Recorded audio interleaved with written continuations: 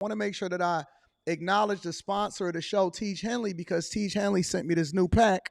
They sent me the new Tiege pack, so I just literally pulled the paper out, got it out of the mail, and I started going through it, and I got a little bit more excited than I should. You know what I'm saying? So they did send me the Tiege pack, and I don't even know what this is yet.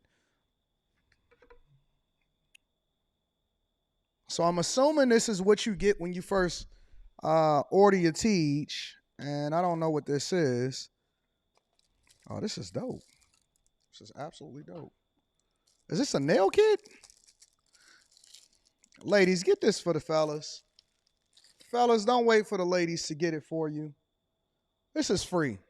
This just comes with it. 30% off your first order plus 20% off for life. Literally. Oh, snaps. I didn't know that they were sending it like this. Real talk. So this is the nail kit that they sending you. All right. So now you ain't looking like a dusty. This is a free gift straight from Tiege for the people that ordered the Tiege. They got the small one for the little hands like mine's. They got the big joints for your toenails. And then they got the joints at the bottom too. You know what I'm saying? For y'all that's a little bit more crustier than usual. All right. So that's one of the free gifts that Tiege got inside of the pack. And then what is this? Says squeeze a quarter size amount of Tiege Hanley body wash on the center of the wet bristles.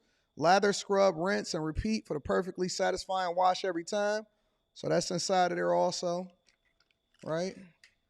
Ooh, I can get my rubber ducky on right here. You know what I'm saying? So shout out to Tiege for sending me that uncomplicated skincare for men. And then what we got in here? We got the actual Tiege pack, right? So this is the normal Tiege pack, but then they gave me the supersized joint for the people. They wanted me to show the people exactly what they got when they ordered that first Tiege pack, when you're getting your 30% off your first order, and then you get your free gifts. You get 2 free gifts, and then the 20% off for life. So the 20% off for life is a new thing.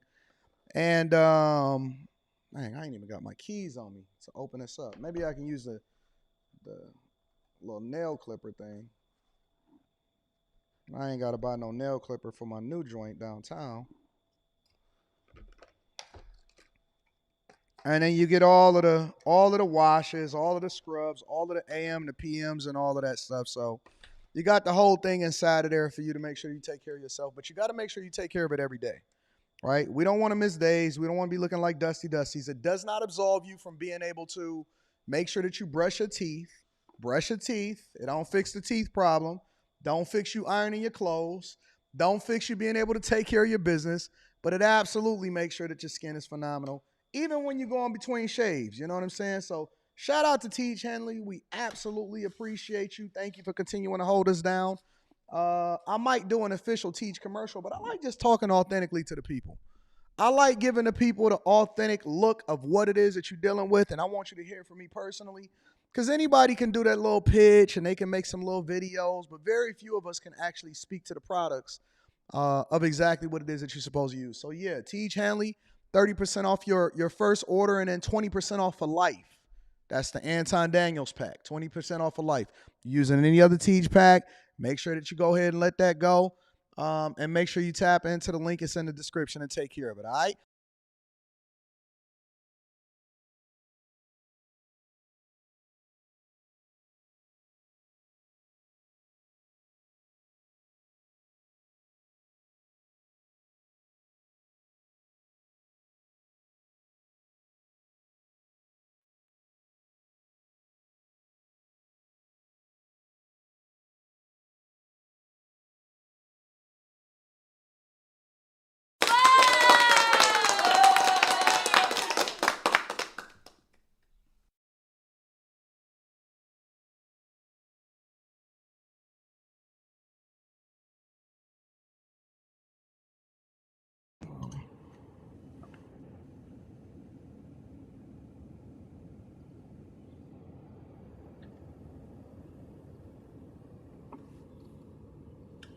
All right, are we back now? Are we back now? All right, cool.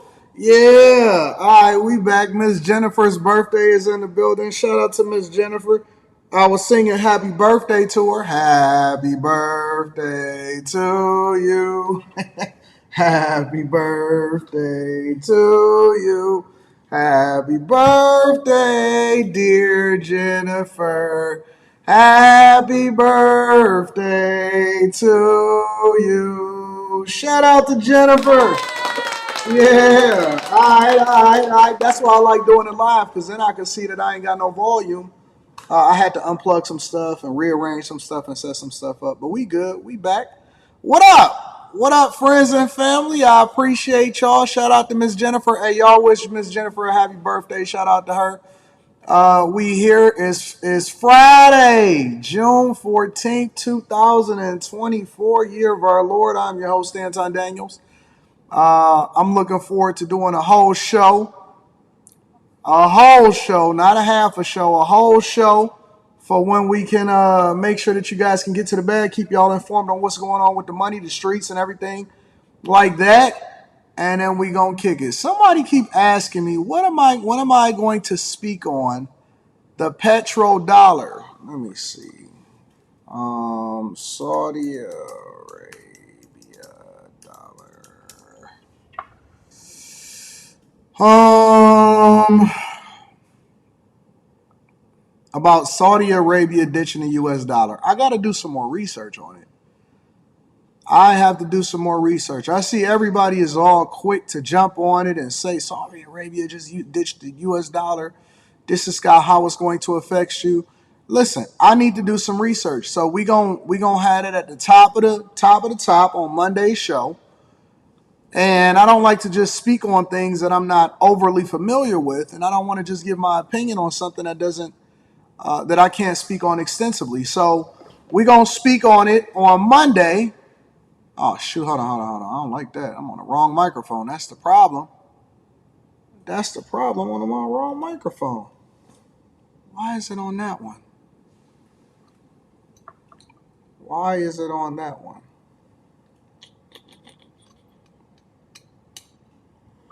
I knew it was something wrong. I'm like, man, why is... There we go. There we go. We back. We back. All right, so there we go.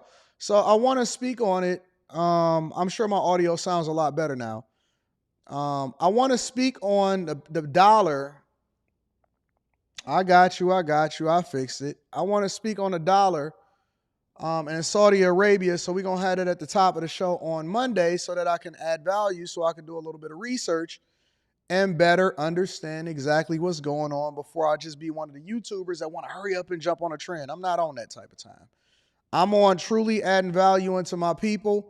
And so make sure y'all tap into the Patreon. Link is in the description as well as pinned to the top of the chat. Also, shout out to Tiege Hanley, 30% off your first order plus 40% off your first order plus 20% off for life. 40% off your first order plus 20% off for life, and we gonna rock out. So I know a lot of people be giving me stuff like, Anton, you be muting yourself and stuff. Listen. This is the highest quality show that you can get as a one-man production. We make sure we simplify everything. We don't have no producers. We ain't got no people setting up graphics. We don't do none of that. I am a one-man wrecking crew over here on the Millionaire Morning Show and the Anton Daniels channel. When my people show up, they just show up and talk. But everything is laid out for them. We do all of our own production. We do all of our own editing. We do all of our own everything. So y'all gonna have to cut me a little bit, just a teeny bit of slack. Again, shout out to Tiege Hanley. 40% off your first order plus 20% off for life. Make sure y'all tap into the Patreon. Link is in the description as well as pinned to the top of the chat. And we're gonna get to it. All right? Y'all ready? Y'all ready? Let's get it, y'all. Is there anything else that we need to address before we get started with the show? We'll read Super Chats and Cash App shortly. All right, let's rock out, y'all. Quick hits, man. Quick hits is a segment of the show that we don't necessarily think that we need to dedicate ourselves. We need to dedicate ourselves to making sure we have a whole segment to it, but we definitely want to keep y'all informed on what's happening across the United States of America and in these streets, especially as it relates to you. You know what I'm saying? So let's get to it. First things first, we got flight attendants protesting outside of Chicago airports and other airports across the country, and they are moving in solidarity. Flight attendants at 30 airports, including O'Hare, were grounded today in solidarity over a new contract. They say their working conditions and pay need to improve. Charlie Budjahusky joins us now live with their demands. Charlie. Well, Marion, this is something that affects not only United Airlines here at O'Hare, but American Airlines, Air Wisconsin, Southwest. None of those airlines has a deal with their flight attendants, and right now those flight attendants say it's about time they got a contract. Inside United's Terminal 1 at O'Hare, a crush of flyers works through crowded check-in stations to get to their flight. What do we want? When do we want it? Wait, is that sign say pay us or chaos? Who came up with that? See, this is why I ain't got time for that. When I need to catch my flight, I need to catch my flight. I just go ahead and roll with Delta. You know what I'm saying? Delta, send me a check because y'all really, man, look, I'm not even going to give you the strategy. One of the reasons why we are changing the format, moving it earlier, moving things around, doing more highly produced shows is because we're also being incentivized to do so, not only because of the quality of the shows are going to improve on the Anton Daniels channel and over here because we got some changes that we implementing on Monday, just as far as the graphics and stuff like that. But we also got new sponsorships. But yeah, man, Delta send that check, man, for me, but I ain't got time for this. I really don't have time for this. We need to get to where we got to go. Y'all got to figure this out. United flight attendants like Maria Torre walk an informational picket line, protesting the fact that she and her colleagues haven't had a contract since 2021. It's busy. Our airplanes are full. Passengers are demanding.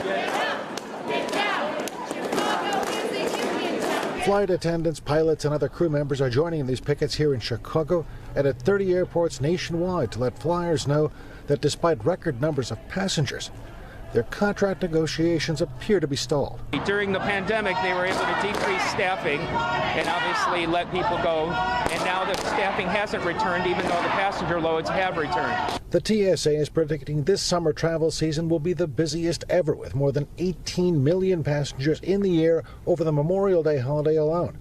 The flight attendants union They picked the right time to strike, didn't they? They always, whenever a union wants to strike, or whenever workers as a part of a union wants to strike, they strike at the heart of whatever it is that's going to affect whatever airline. So, if they having problems and anything like that, then it's going to largely be magnified by the idea that, they are doing it at Memorial Day weekend or as soon as the summer season hits or as soon as the travel season hit. And so they want to have as big as an impact as possible in order to be able to get a new contract. Has more than 80,000 members are currently without a contract. We're tired of waiting. We're tired of management constantly delaying the negotiation process, and it's high time for us to get a contract. A spokesperson for United says we have been meeting in regular negotiations with the Association of Flight Attendants and the federal mediator they requested, and more dates are scheduled throughout the summer and fall. We are eager to reach the industry-leading agreement our flight attendants deserve. That's all posturing by the company. It's such a volatile industry. And remember, stock club members, bag chasers, people that are a part of the Patreon. When I did stock club and I started to evaluate flight stocks and I told y'all about hospitality and everything related, what did I say? I said it is one of the most volatile stocks and industries that is laden with debt and saddled with disruptions, even in good times, even when you don't have a pandemic, even when you don't have a recession, you are always going to run into an issue when it comes to flights, hospitality, hotels, unionized places. And so us as bag chasers, we largely stay away from volatility when it comes to long-term investing. And so I'm not going to talk about all of the details and everything like that, but we don't mess with these type of industries. We don't mess with the investments in these industries. Listen, we understand that y'all want y'all money. God bless you. I hope you get everything that you negotiate for. But we don't rock out with these type of industries because we know that volatility is bad for our portfolio. If y'all not a part of the bag chasers, Link is in the description as well as pinned to the top of the chat. Let's continue to rock out. But if those talks don't prove productive, the union says you can expect to see more protests like this one.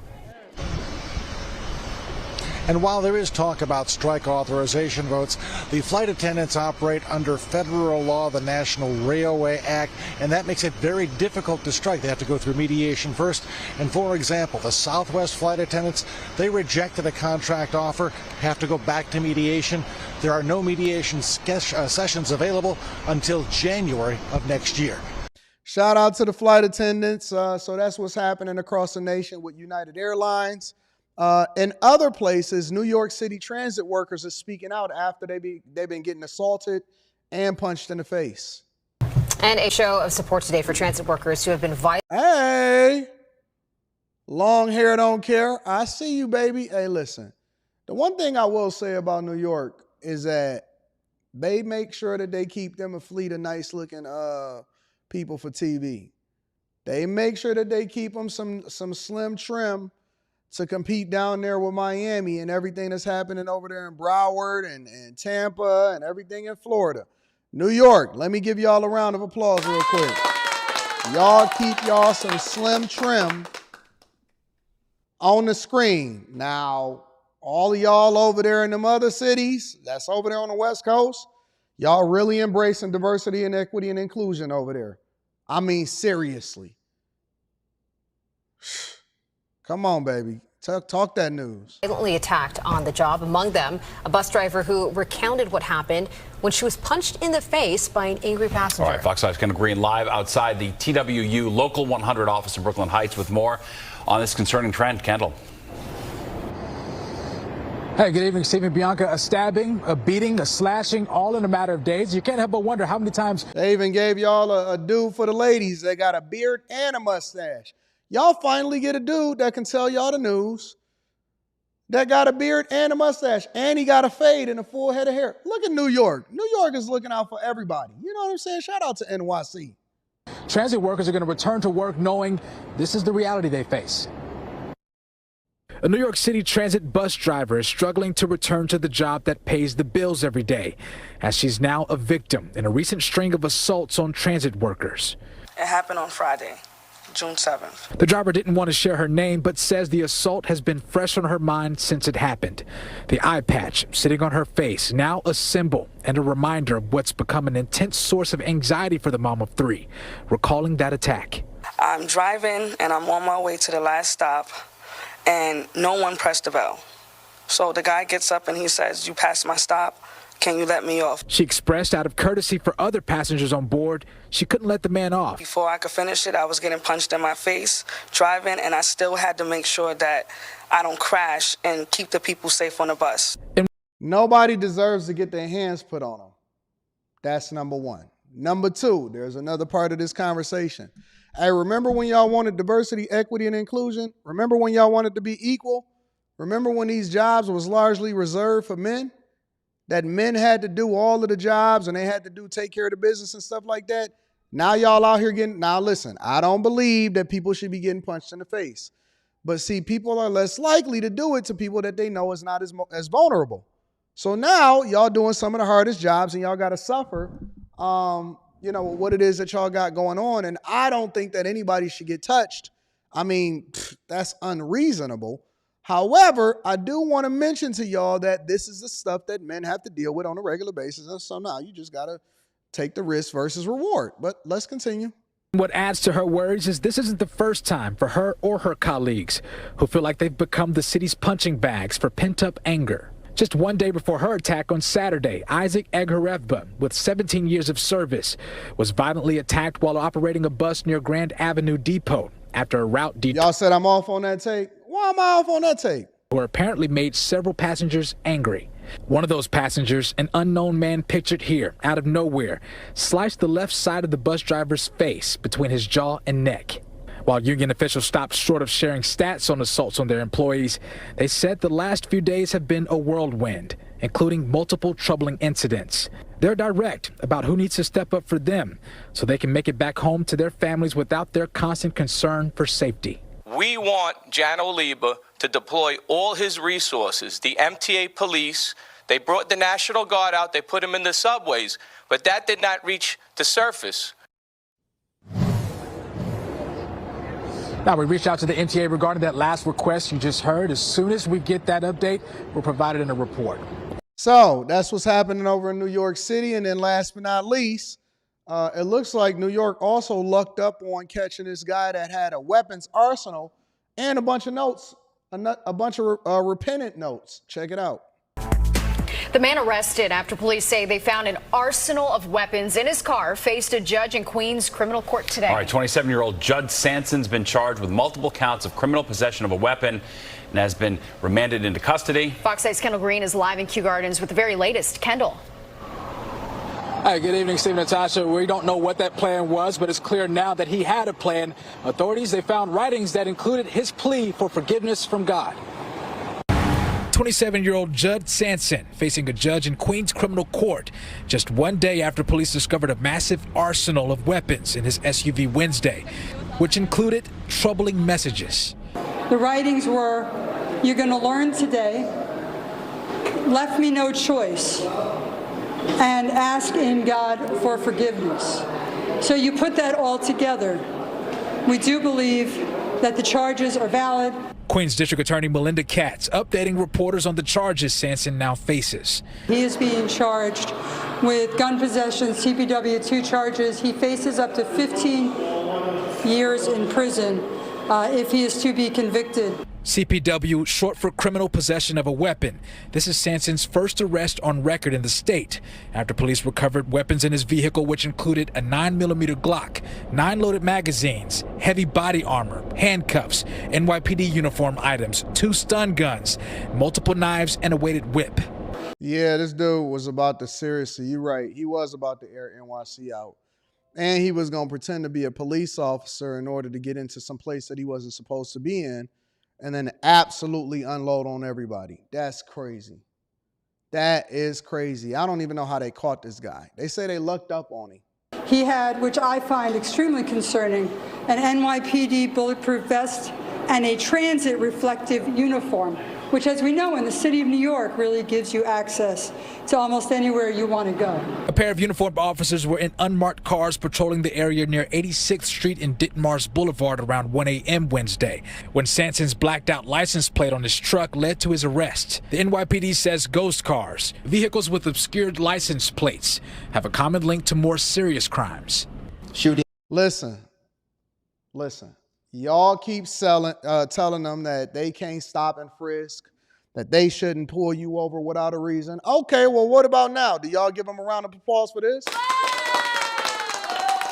Do you give them a round of applause? Do you change your perspective because it's possibly saving lives?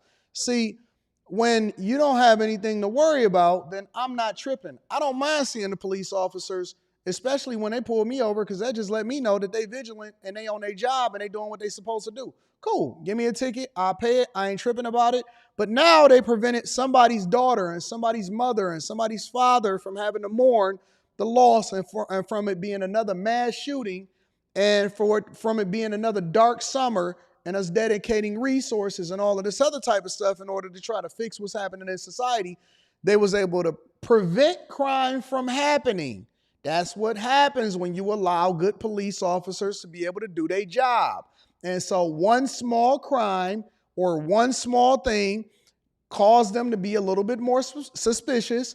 And so they start poking around and they wind up finding a dude that was going to go out there and completely destroy what was left of society. Somebody's daughter get to live another day. Somebody's father get to live another day. Somebody's grandmother get to grow old. And somebody's niece get to have a child and then they continue their lineage. So my point is that when you allow for people and you work with the community and you work with the city and you let people do their jobs instead of trying to stand on what it is that you feel and doing something that's wrong in order to continue to do something that you're not supposed to do, what you do is you allow the police officers to do their job and ultimately support the community and saving lives. And saving lives. Robberies, burglaries, home invasions, their method of transportation is a vehicle, sometimes stolen vehicle, and I would say about 80% of the times they have a license plate cover. Shout out to the police officers over there in New York City doing a phenomenal, fine job. Now we just need the prosecutors and the laws and the district attorneys and all of them other people to do their job in order to prevent this guy from getting out tomorrow and then still airing out NYC. And ladies and gentlemen, that is your Quick Hits. All right, let me go ahead and read some of these super chats and then we're going to get started with the show. Shout out for Jason Harrison for letting me know earlier that I was muted. Appreciate you. I want to shout out Self-Made Forever says, that bag just made them go from flight attendants to cheerleaders. I agree. It's hard out here for a pimp. Latoya Forbes, thank you, Latoya. I appreciate you for looking out for me and holding me down. Also want to give a shout out to my dog, Mike That Dude. Shout out to Mike That Dude on Cash App that always supports your platform, always supports your boy. Jay the Legend, shout out to you last night. And yeah, that's it for now. So shout out to y'all. I appreciate y'all for continuing to support the platform. And we gonna get it in. All right, let's get straight to the show. First and foremost, Prop 47. So Prop 47, ladies and gentlemen, is largely being blamed with a lot of the enabling and the support of criminals over in California. Prop 47, for all intents and purposes, if I remember correctly, is something that was instituted 10 years ago, 2014. California was already on a decline. It was a trash state then. It's a trashier state now. And I largely even see things pop up on my algorithm. Maybe it's just the things that I talk about or the things that I look at. But I see things pop up on my algorithm, even on Instagram, of some of the places that's the worst to visit inside of California, including Oakland at night. And it'd be insane. It's seriously like a movie. And so one of the things that's happening over in California is that they are trying to propose a rollback of Prop 47 that allows for criminal activity and easier laws and easier things on criminals that then do some of the worst crimes, including retail theft, so that they can support their businesses. So without further ado, let's go ahead and dig into it and let's talk about it, because Prop 47 is a measure that is now headed to the voters, and y'all should be able to decide on this as a part of the November election. Let me say this also before we really get into the show. All right? Let me say this also. When we think about elections, because I know some of the most ignorant people in the world is always going to say, well, my vote don't matter. I'm not going to vote. Then they be the main ones crying and complaining about the crime that's happening inside of their communities, or whoever it is that their leaders are, or they showing up in Dalton all of a sudden and they starting to protest against the mayor. Let me say this for a second, all right? There are more issues on your ballots in your state and in your communities, even in the November election, even in the presidential election, that directly affects you, not only internationally or nationally, but also locally. And so you have the ability to determine what laws and who is going to be in place to represent you inside of the places that you live at. And so that is largely how you have a say-so in where your tax dollars are spent. Who's spending them, who's going to oversee where the money is going, so on and so forth. So stop and please miss me with this whole idea that your vote does not matter. Your informed vote matters, meaning that you also need to educate yourself on what's going to be appearing on the ballot. And more importantly, you can also influence what goes onto the ballot before you even vote on it in the first place, which is one of the reasons why Prop 47 is one of the things that's being rolled back potentially over in California. Okay? So let's get into it. Voters will get to decide whether to roll back Prop 47 this fall. The initiative passed 10 years ago has been blamed for rampant theft. Eyewitness News reporter Jaysha Patel live in Glendale with the details on this. Jaysha. Yeah, Mark and Rachel, over the course of the past year, we've seen those dramatic videos of smash and grabs, stores closing, and more. Well, now there's a new measure that will hopefully crack down on this, and it all revolves around Prop 47. Now, Prop 47 was passed by voters back in 2014, and it reduced many drug possession and property crimes valued at $950 or less to misdemeanors. And then they start running in y'all stores and taking everything. 7 also allows resentencing for people convicted of felonies for those offenses. Well, now there's a new measure which is called the Homelessness, Drug, and Theft Reduction Act that would change elements of Prop 47. The new measure would allow felony charges for possessing certain drugs, including fentanyl, and for thefts under $950. The measure also aims to help people who are homeless with their mental health and with addiction. Now, the initiative is expected to be certified for the November 5th general election later this month. Hello, I'm Mark. So let me help you to understand something, and let me break it down from a C student's perspective. All of this retail crime and retail theft, and people walking in stores and ruining businesses, and then you see a lot of businesses, small and large, franchises ultimately pulling out of California. A lot of that is attributed to the fact that the criminals are just as familiar with the laws and what it is that they can get away with as the companies and the businesses themselves and the legislators. And so the legislators are more concerned with their image and posturing than they are on doing the thing that's best for the people that's inside of California. We begin tonight with news from our state capital. Just a few months after Democrats and Republicans in the state legislature announced bipartisan legislation addressing the issue of organized retail theft, things have since taken a turn for the worse. Leaders of each party now accusing the other of playing politics with this bill. 17's Capitol correspondent Anton Wallace tonight explains how a disagreement over a proposed ballot measure is at the center of this dispute. Retail theft. It's an issue Republicans and Democrats in the legislature have long said they want to see addressed. So much so that earlier this year, legislative leaders from both sides of the aisle announced a package of bills they dubbed the bipartisan Safer California plan they believe will help tackle the issue.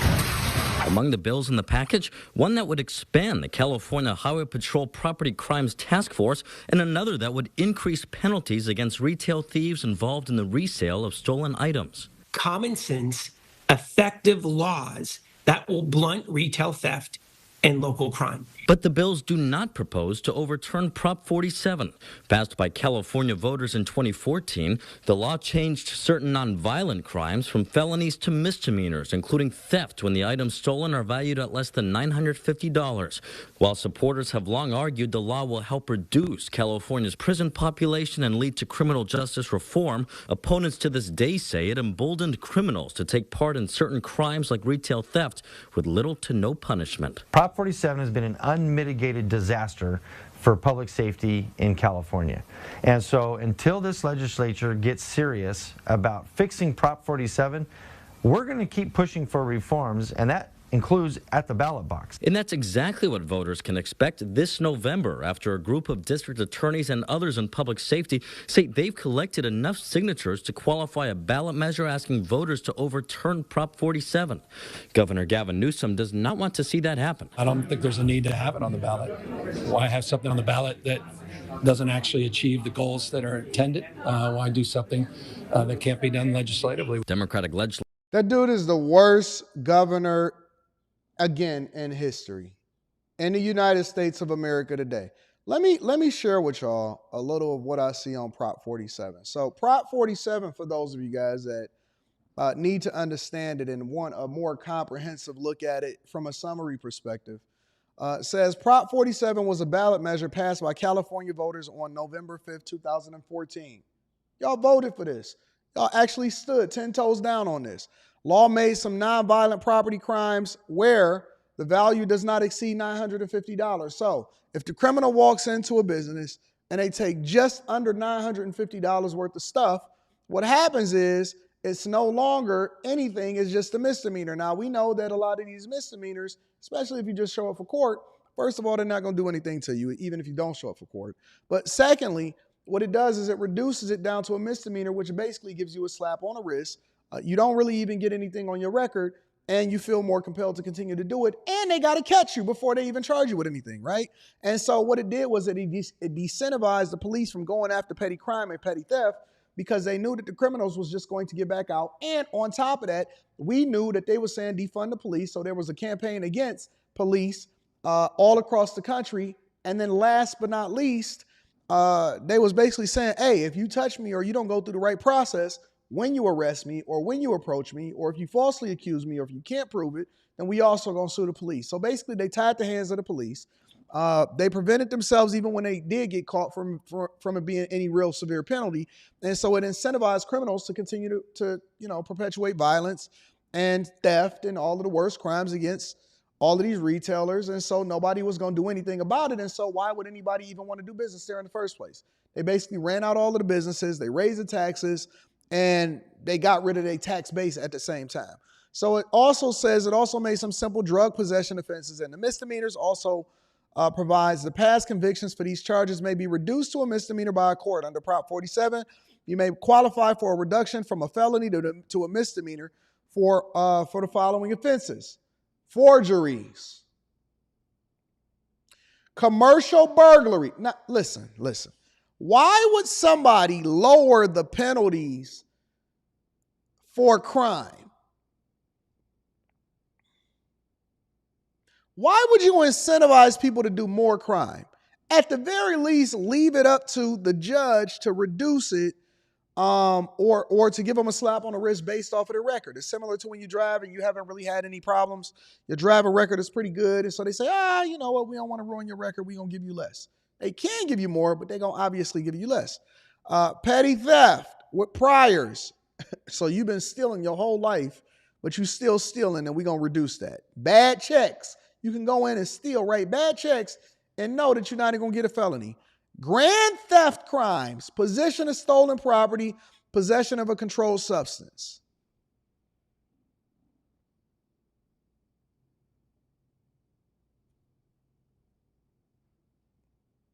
So for the last 10 years, they've been ruining y'all state, and y'all ain't tripped about it. And now they still posturing, and they basically saying, listen, we don't want to roll back Prop 47 because it's going to make us look bad as legislatures, and it's going to make it seem like we was incompetent in what it is that we passed in the first place. So we want to introduce some new stuff, some new ballot measures to basically blunt the issue and not really address the problem, which ultimately continues to advocate for criminals. But this is a California Rep. Kevin Kiley speaking on the disaster of what Prop 47 was. Okay, so it's going to be on the ballot. Give us some context on what you're talking about there. I want to put up an article from Politico that I think might provide some of that, what's going on with the Democrats there. Gavin Newsom, the governor, and other Democrats working, Politico says, to take crime off the California ballot. But you say that's not going to happen? Well, that's exactly what they're trying to do. They're trying to deny Californians a fair vote on the initiative that has been qualified through this democratic signature gathering process. The scheme that they've come up with is really hard to believe that this is what they're doing, but they're in the process of passing a series of public safety measures in the legislature, which are, unobjectionable, fairly modest, and don't do anything to address the major problem of Proposition 47. But they're fine bills. If they pass, that would be a good thing. However, what they've now done is they're inserting poison pills into these bills, saying it's one or the other. That if the initiative to turn back Proposition 47 passes in November, then these other public safety bills will automatically be repealed. They'll be inoperable. And so the point is to basically threaten voters, saying you better not pass this initiative or we're going to roll back all of these bills. But even more sinister is they're Thank you, Chase Barnes. I'm going to be reading that super chat shortly, my friend. Trying to confuse voters about what the initiative actually is. They're now going to say, probably even on the way the initiative is described on the ballot, that, oh no, this is actually an initiative to go softer on crime, when the whole point is to make there be tougher consequences for criminal activity.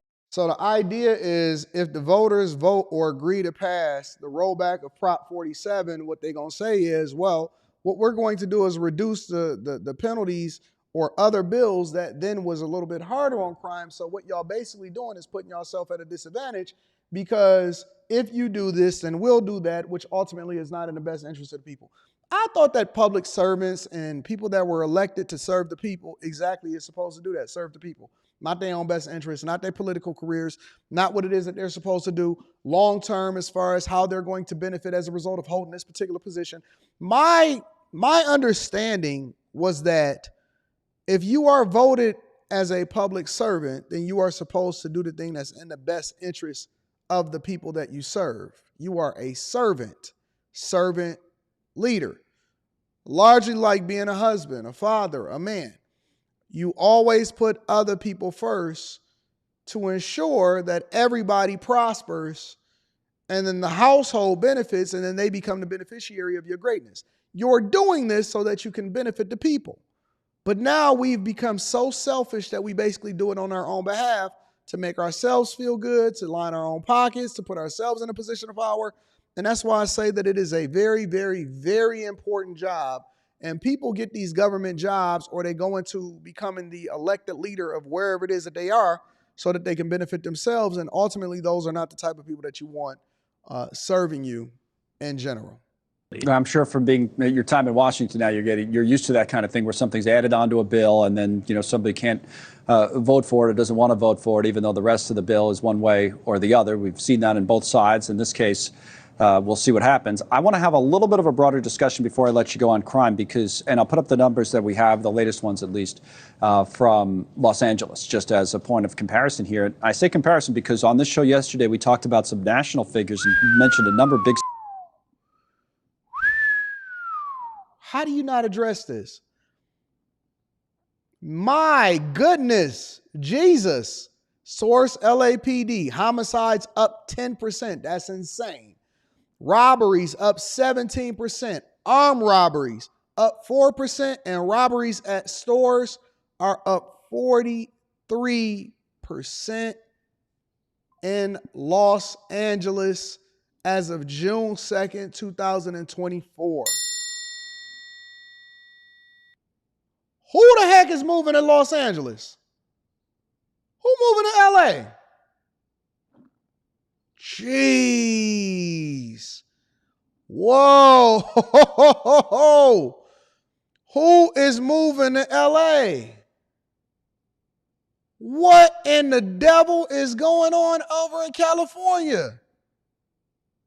Oh my God. That is insane. I ain't never seen no junk like that before. That's the type of numbers that you want in your stock portfolio, not when it comes to crime. Cities where homicides and robberies and armed robberies and all this kind of thing was down. But here you see the numbers still up. Homicides by 10.6% in LA. What is going on in a big city like that that's not seeming to go in line with what we're seeing in other places in the country? Yeah, that's right. And it's a direct consequence of policies like Proposition 47 and other, criminal laws in California that are truly reckless, as well as efforts to defund the police and prosecutors like the DA in LA, George Gascon, who refused to enforce the law at all. And so in LA, things have gotten really bad, as those statistics just made out. You have the police even told people don't go outside wearing jewelry because, you're not going to be safe. And that's what's really fueled this extraordinary effort by California voters to set our state on a new course, is that people just don't feel safe in their communities. And in a lot of cases, they truly are not safe in their communities. And this initiative that's currently underway will go a long way towards correcting that, and why it's gotten broad bipartisan support. The Democrat mayors of San Diego, San Jose, San Francisco are supporting it. So it just goes to show you how truly unbelievable it is that you would have some politicians in Sacramento that are trying to stop it from passing and to stop people from even having a chance to fairly vote on it. Listen, bro, I like going out to the West Coast to visit, but it is not a place that I would ever consider staying at all. I mean, every time that I go out there, we get us a real dope Airbnb by the water. And then you go out. Last time we was there, on our way out, right? Because we was leaving, we shot out there in order to go and shoot some content with some people and stuff like that or whatever. And we was on our way out, and we jumped in our car in order to head back to the airport, and we was leaving our Airbnb, because usually I don't stay at a hotel. I stay at an Airbnb so I can shoot certain content and stuff like that. And it was a guy, and so when we was coming in that night, the guy was like laying down, a homeless guy. He was like laying down in front of a store, and so he laid down or whatever like that. And I remember that he was laying on his back, and he was laying in a certain pose, and I was like, man, he weird. Like, why is he laying like that? And then on our way back from in the morning, because it's usually cool sometimes in LA in the morning before it starts to heat up, In the morning, I was driving by and we was going back down that same street in order to turn and head back to the airport.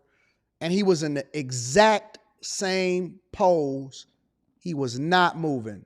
We had to call the police, and, the police, I had to push my flight back. We called the police, and we had to basically call the police out because I believe he had passed overnight. And so it was so many different, it was a busy thoroughfare, right? Because the whole thoroughfare was on the way to the beach. So you can head down and you can basically get straight down to the beach. You can walk to the beach. And so it was people out and about all day long, but nobody had paid attention to this man. Nobody had paid attention to this man. And so it wasn't until we actually noticed coming in, because we are aware of our surroundings. We from Detroit, so we're going to pay attention to what's going on around us. And we was coming in, and then we was going back. And because I remembered the posture or the position that he was in, because it was so weird, it registered in my mind to actually call the police. And we had to wait there for the police to basically come, because I wasn't going to go near him. I didn't want no parts of that, right? You know what I'm saying? We had to wait for the police to come over there. And as soon as the police arrived, we seen him trying to work on him. It didn't look like he was getting up right away. And I was like, all right, I'm out. I'm gone. I don't want no parts of it. I did my part as a concerned citizen. I hope everybody else was straight, but it was a wild thing, bro. And people was walking by all day and all night, and it was early in the morning, and people get their coffee and they jog. And so because we not even concerned about our fellow citizen, we're not concerned about crime, we want to stay away from stuff, we're not even paying attention to our surroundings. People go back and they live their life, and he's probably completely forgotten about, but I will never forget it, because it was one of the weirdest positions that I had ever seen somebody fall asleep in. But, it's crazy. It's absolutely crazy. So that's what's going on over there in California, Prop 47. Make sure y'all become informed of all of the, resources and the repercussions of your decisions when you vote. And it's crazy, man. It's absolutely crazy. Shout out to my dog, Chase Barnes. I appreciate you. Says, happy Friday, peeps. This is why AD always says you have to become informed voters before voting. Oftentimes, enough, the devil is always written in the details. That's a fact. Ultimately and unfortunately, good people have to suffer. Thank you, Chase Barnes, for holding me down. I appreciate you. Jones FX 426 says, good morning, AD. I missed the memo of the time change for the morning show. Where you been at, Jones? Jones. This is 2 weeks. This is our second week, Jones. Second week, buddy. Yes, this is the second week that we've been doing the Millionaire Morning Show for the new time change. Time moves fast. Y'all got to come on. Got to catch up, baby. Catch up, baby. Shout out to my dog, Jones FX. Emmanuel Smith is in the building, says, what up, though? Shout out to Emmanuel Smith. I don't know if that's you using your man's name or if it's your man that really loves you and is putting your profile picture up there. Either way, shout out to my dog, Emmanuel Smith. I appreciate y'all. Make sure y'all tap into the Patreon. Link is in the description as well as pinned to the top of the chat. All right, y'all. Let's continue over with the show. I really wanted to talk about this one because, I always like to get to the money. So Elon Musk's $56 billion in compensation package. Now, let me preface this by saying that the number is going to change from platform to platform, day to day, because the compensation is based off of equity. It's based off of his stock compensation. Elon Musk's entire compensation, shout out to Large Paul, entire compensation was based off of stock. Now, when they first approved this compensation, it was all based off of shareholders benefiting. So a lot of people will look at Elon Musk's compensation, or they'll look at CEO pay, and they'll say, nobody deserves to make that type of money. Well, what if you're the person that actually started the company? What if you're the person that's at the helm of it? What if the performance of the company is largely tied to your compensation? So if the company don't do anything, then you don't get paid. Does that change? What if you get rich in the process? What if you're incentivizing him to make you rich, and then you're compensating him appropriately depending on what his performance is? Does it make sense? Absolutely, it makes sense. Let me give a round of applause for Elon Musk. But his compensation was challenged by liberals and courts because they were saying, well, it's unfair and there's no way that somebody should make that type of money. but the board went ahead and approved it anyway. So this was Elon Musk's reaction to a $56 billion pay package. It was ranging from 40 to 60 and all of this other type of stuff. And that's largely because Tesla's stock is pretty volatile, meaning that the value of the stock goes up and goes down depending on whatever it is that's happening within the market and the shareholders. But he met every single benchmark that they earmarked for him in order to be able to get this compensation. So everybody got rich in the process, not just Elon. But this was his reaction to getting his compensation package. Fourth, our stockholders have approved the redomestication of Tesla from Delaware to Texas.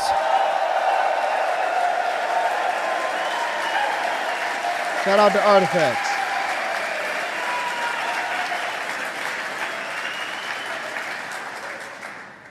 Fifth and finally, our stockholders have approved the ratification of the 100% performance-based stock option award to Elon Musk that was approved by stockholders in 2018.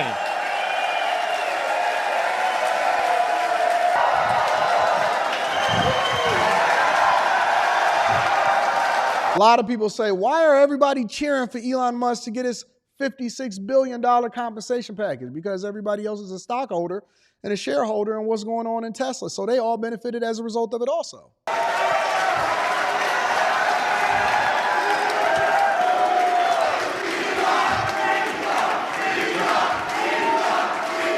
Hey guys.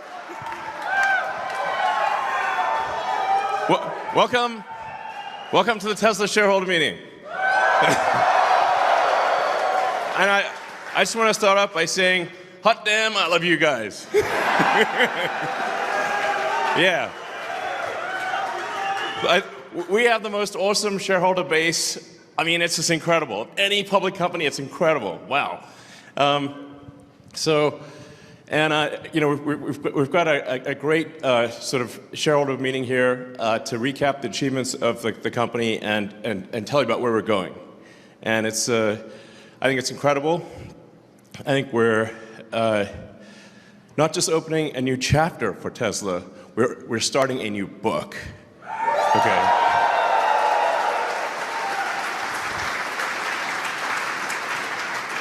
So those of you who have been following Tesla closely understand, like you get it, you know? And you know, a lot of people were saying the Cybertruck is like fake, it's never gonna come out, you know, and now we're shipping a lot of Cybertrucks. We hit a weekly record of 1,300.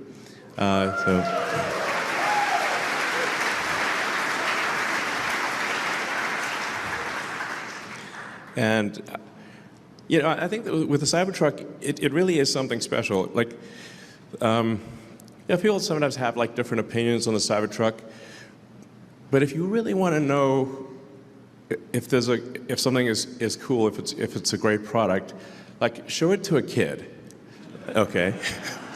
Like no filter, okay? The kid's got like no filter, like a 5-year-old, 6-year-old, something like that, and or even 3-year-old, and say, which car do you like? Cybertruck. So it's like, that's how you know.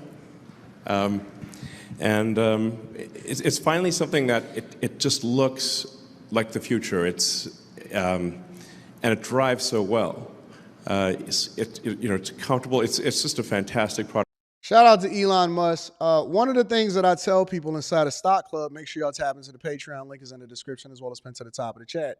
One of the things that I talk about in Stock Club, and one of the things that I look for when I'm looking to invest in a company, the 8 things, right? All handpicked, christened by, and the thing that we stand on fervently as investors is management. And we break it down inside of Stock Club. Y'all need to go and rewatch some of the videos. We break it down about how important management is when it comes to investing or looking to invest in a particular stock, right? Different managers got different styles. Elon Musk and Tesla is Elon Musk. Almost like Apple was Steve Jobs back in the 90s and in the 2000s when he wound up getting reinstated back into the company, right? And he's done so much for the company, so much so that they've been able to eliminate the PR department so that they can ultimately just use his tweets in order to get out whatever it is. And he changed the landscape of what you needed in order to really promote yourself and to promote your company. It is largely the most valuable stock in the world when it comes to automotive sectors. And so his management style is much different than Tim Cook's, but it's just as effective, if not more sometimes, depending on what it is that you want to use as far as a metric to measure what success looks like, because Tesla is largely a company that's not even 25 years old. So here's further information on what was going on as far as Elon Musk compensation, $56 billion compensation. Before I share some more of my thoughts, check it out. Other news now, a high-stakes vote tonight with Tesla shareholders just moments ago reinstating that controversial $56 billion pay package for CEO Elon Musk and moving the electric car makers incorporation to Texas. Tesla shares were up nearly 3% ahead of the expected news today, plus another point or so in after-hours trading.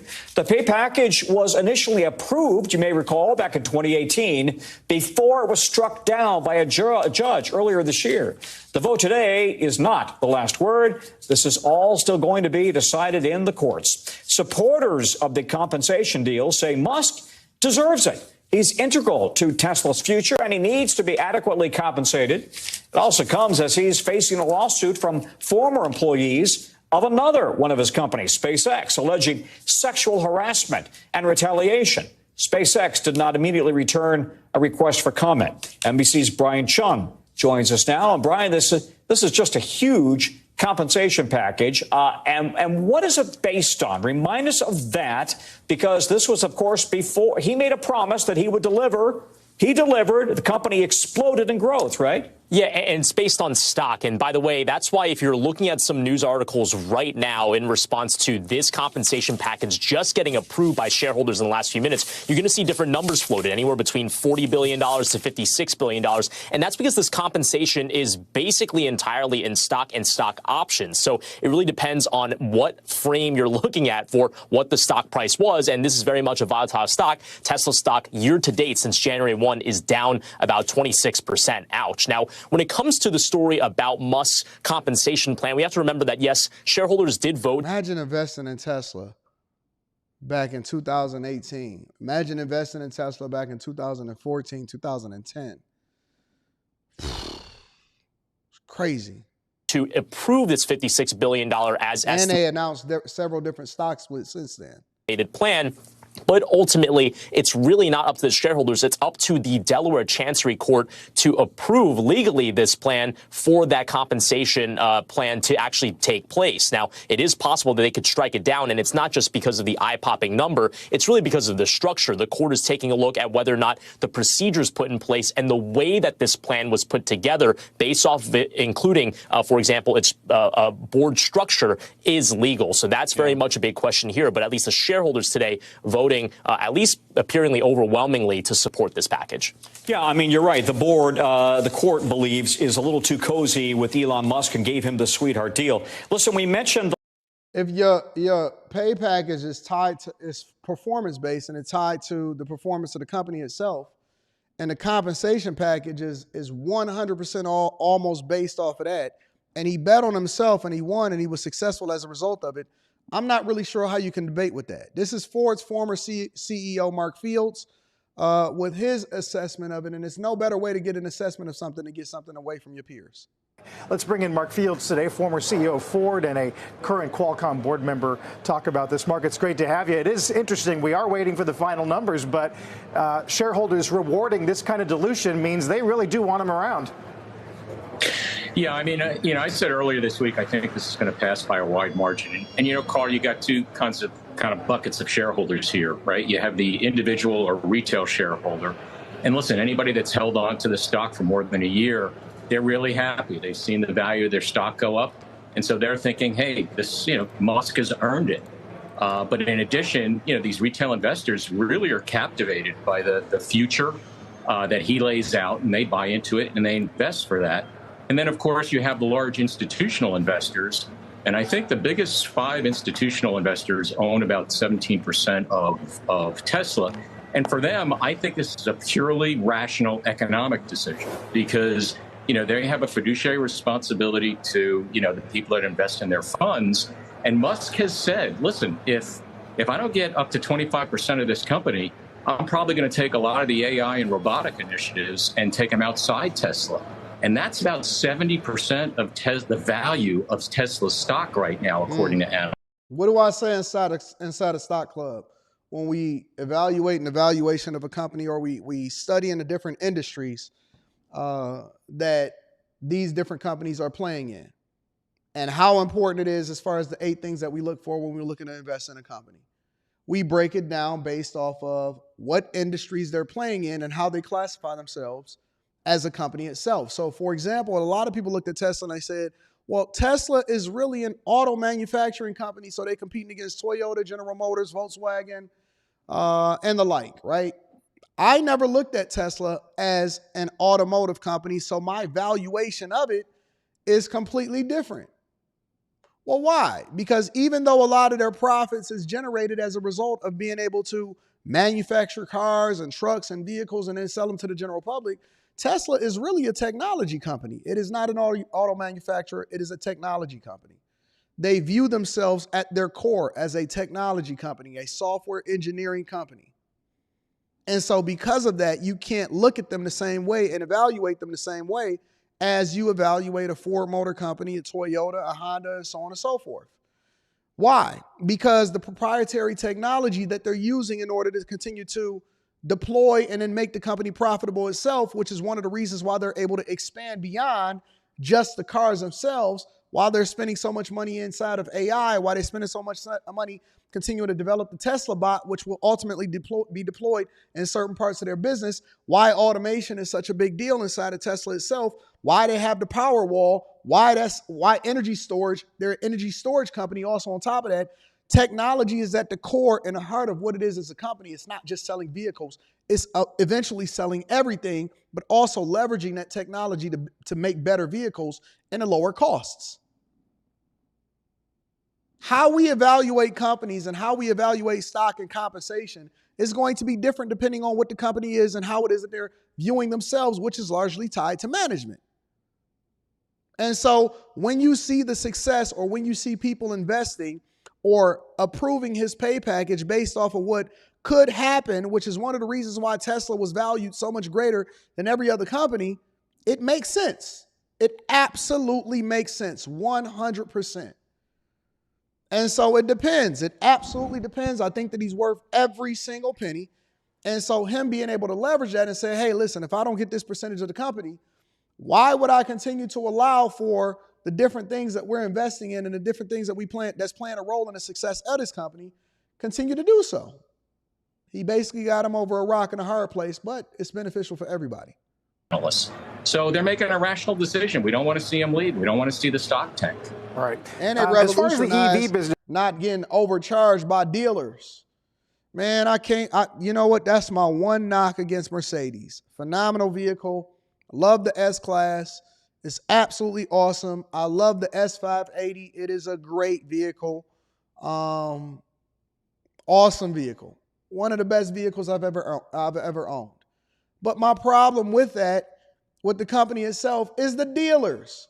Because everywhere you try to go, over the last 4 to 5 years, you try to buy S-Class, and they're going to give you a dealer markup. You try to buy a G-Wagon, they're going to automatically give you a dealer markup. And that's across the entire country. It don't matter if you order one in Florida, here in Michigan, over to California, Texas, Ohio. Everybody got a dealer markup, and it's not even based off of the manufacturer's price. And so he also revolutionized the idea that you can go directly to the manufacturer, purchase it, have it delivered to you, and so you cut out the middleman, which also cut out some of the costs. This goes, Mark. The COO of Ford's EV unit is out. They're going to start expanding EVs to all dealers. The quote here is, the growth has slowed down and we're getting into the tough innings. I wonder if you think most of the Tesla shareholder base understands that that business is going to be tough and it's about something else now. Yeah, I think a lot of the Tesla shareholders, they're looking at the market. They're saying, hey, it's slowing down. They got more competitors. There's a huge price war going on in China. And, that's been reflective in their slowing sales, their slowing growth. And a lot of the investors may be looking at Tesla and saying, the auto company it's kind of just like other auto companies, but all the things they're doing around collecting data, all the talent that they have in the company around AI and talking about autonomous vehicles, which are down the road. It's not going to be tomorrow. And all these things they're doing with robotics, those are huge addressable markets going forward. And I think that is what's really driving these investors when they think about growth going forward for Tesla. So again, we make investments or we make decisions as shareholders, as stockholders, as people that are participating in the stock market. And remember, the stock market is not an opportunity for you to try to time the market. It's not going into the stock market. The stock market is just a vehicle. It's an opportunity for you to invest in things that you otherwise would not have had access to if it wasn't a publicly traded company that then puts all of their data, their information, their performances online and available for you guys to see, and you basically can get into it. And so I don't want y'all to keep complaining about the companies and all of this. You can be a shareholder too if you do your research, if you think it's a viable company. But we also encourage you guys to make decisions based off of the long term. 10 years, 15 years from now, what does this company look like? Because we long-term investors. And so we always want to make sure that we deploy our capital into assets that's going to benefit us long-term. So shout out to all of the chasers in the building. Shout out to the bag chasers. Shout out to the investors. Shout out to the people that's running up the bag. Let me go ahead and pivot and go over to the next thing. And before we do that, let me read some of the super chats to make sure I acknowledge all of my people. Large Paul. Shout out to Large Paul. Says, everyone have a great weekend. Thanks for keeping it real, AD. Thank you, Large Paul. I appreciate you, big dog. Artifacts is in the building. Says, thanks, written on top of the Purple Heart. I appreciate you. Thank you for the super sticker. Dialect 1 says, invested in Tesla since 2013. Elon deserves that back. Oh, so you rich. You rich.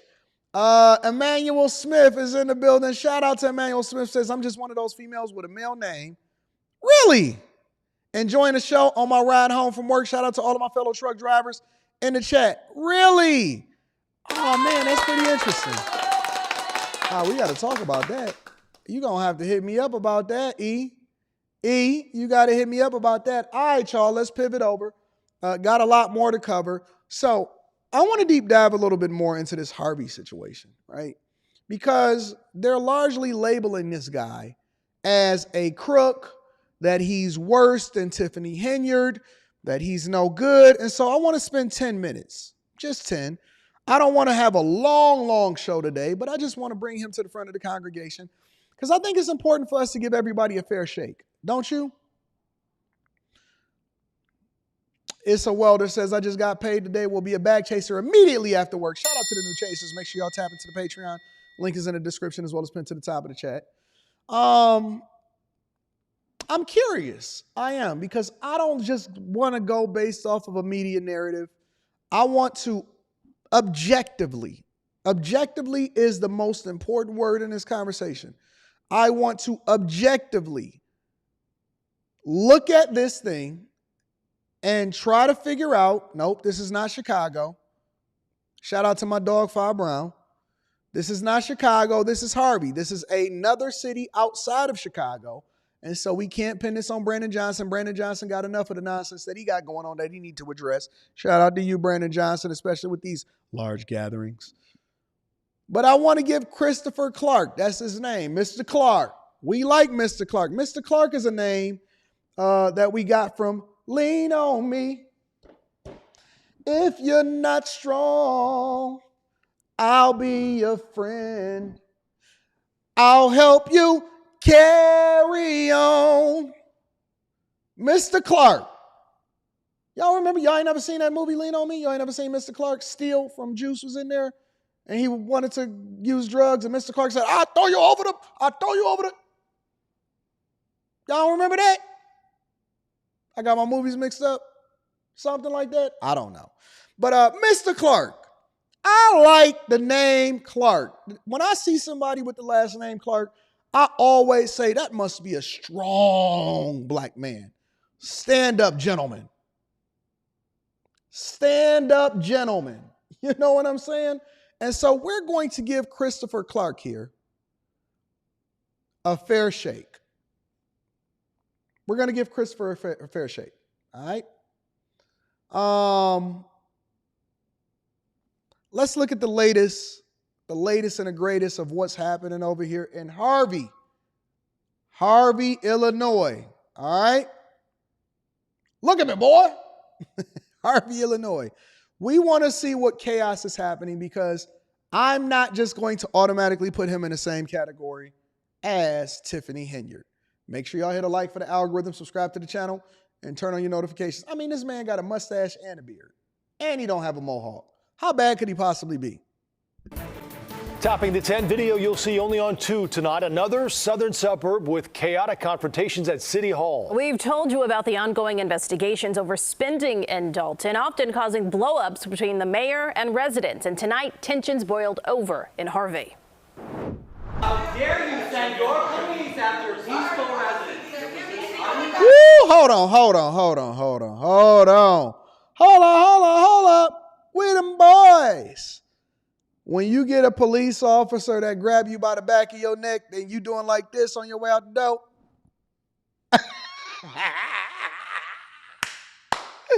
Hey, we need more police officers like that. Hey, when a police officer grab you on the back of your neck, you listen. That's that your daddy grab. You talking to your mom?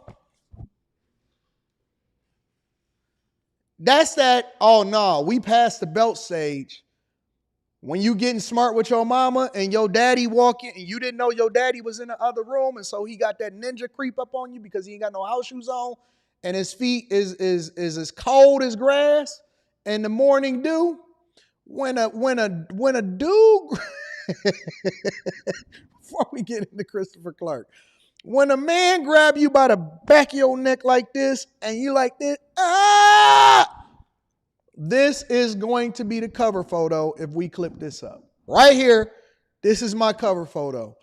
Boy, that boy had that pistol grip, pump on my lap at all times grip. Grabbed the back of that boy's neck and led him out, says, oh, you gonna overstep your boundaries? Yeah, shout out to good cops. When your daddy seen you talking to your mama and you felt like you was the man of the house and you said, I'm not taking it. Led you into the other room. We call it the fish up to the ceiling. That's what we used to do. Fish up to the ceiling is when you grab somebody by their neck and you pick them up by their neck and so their feet is dangling in the air like this, and we used to have them up to the fish up to the ceiling. What you say? Y'all ain't never heard of fish up to the ceiling? Yeah, we was good for that back in the day. Grab them by their neck, then their feet is like, let me down. It's called the fish up to the ceiling. That's some old school stuff. That's from the 90s. Man, y'all might not be familiar with that. I know a lot of y'all are some of these younger millennials, Gen Zs or whatever, but don't get a fish up to the ceiling. Don't let a dude like this, old school, got them rolls on the back of his neck. Shoulders broad, tattoo on the back of his arm, meaning that he might have been a Melvin at some point in his time. Y'all don't know who Melvin is? Melvin was from Baby Boy. Remember when Tyrese was talking and Tyrese got comfortable? He said, yeah, I thought so. And then Melvin came through and grabbed him by his neck. Jody, call your mama. Call your mama. If we was on lockdown, I'd make you. Jody. He grabbed him like, that's Melvin. That's a Melvin. Be careful dealing with Melvins. That's the whole, listen, this whole segment has changed.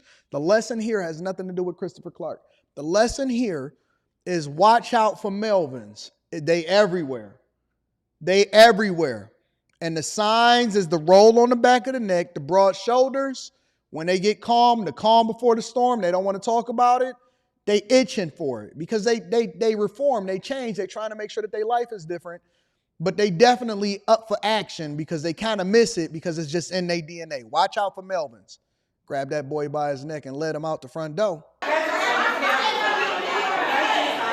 Hey, and he caught himself, so he realized, oh shoot, we in front of the people. I can't really deal with him the way I want to deal with him. Business owners there say they're being slapped with unnecessary fees, but city leaders say they need the money. CBS 2's Charlie DeMar live for us in the control room, hearing from both sides tonight. Charlie? And Joe and Erica, some of the frustration in Harvey is over the mayor's plan to collect on delinquent property taxes. Some of the business owners we spoke to today say their business licenses have been withheld in exchange for a fee, calling the program extortion. But to us, this is where everything started. Benicia Gonzalez hasn't been able to open her auto repair business in South Suburban Harvey since May. From one day to the next, we were forced to shut down, and the sign was put on our window. The shop, which has been in Gonzalez's family for over 2 decades, had its business license renewal denied because they owe property taxes. I'm doing everything that I can in my power to pay these tax bills that was left behind, but you know, I'm only 24 years young, and I'm doing what I can do. Harvey business. Wait. Okay, and see, this is the problem. This is the problem. Because like some of y'all are saying in the chat, y'all saying, oh, well, DJ Ace Productions, you know, you my guy, but we just gonna have to look at this objectively. Y'all saying legal extortion. I don't see any legal extortion right now. I see a woman, let me tell you what I see. I see a woman that feels entitled because her family had the business for a long time and they owe property taxes.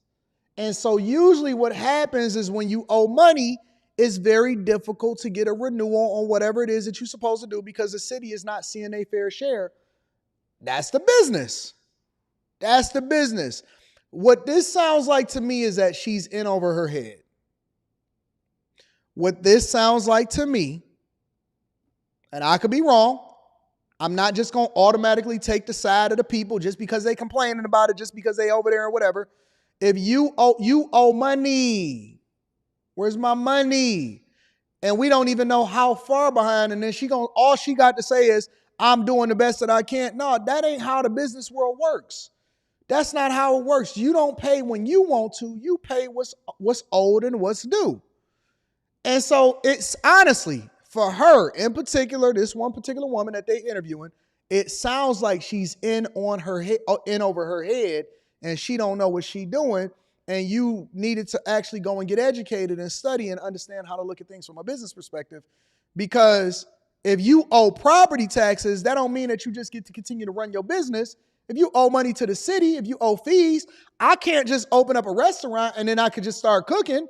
Nope, you got to go through inspections. You got to make sure that you get a business license. You got to make sure you get approved for the city. You got to go and get food licenses. You got to make sure that you go through the state and the health department approved all of this stuff. You got to come and get regular inspections. You got to make sure you pay your rent. I can't just go and open up a business and I got to meet the requirements and the expectations from the city or whatever the county is that I'm doing business in. So you can't just sit here and say, oh man, that he a bad guy because he's holding up business licenses. No, you got to do your part as far as paying your fees. I'm trying to understand. Listen.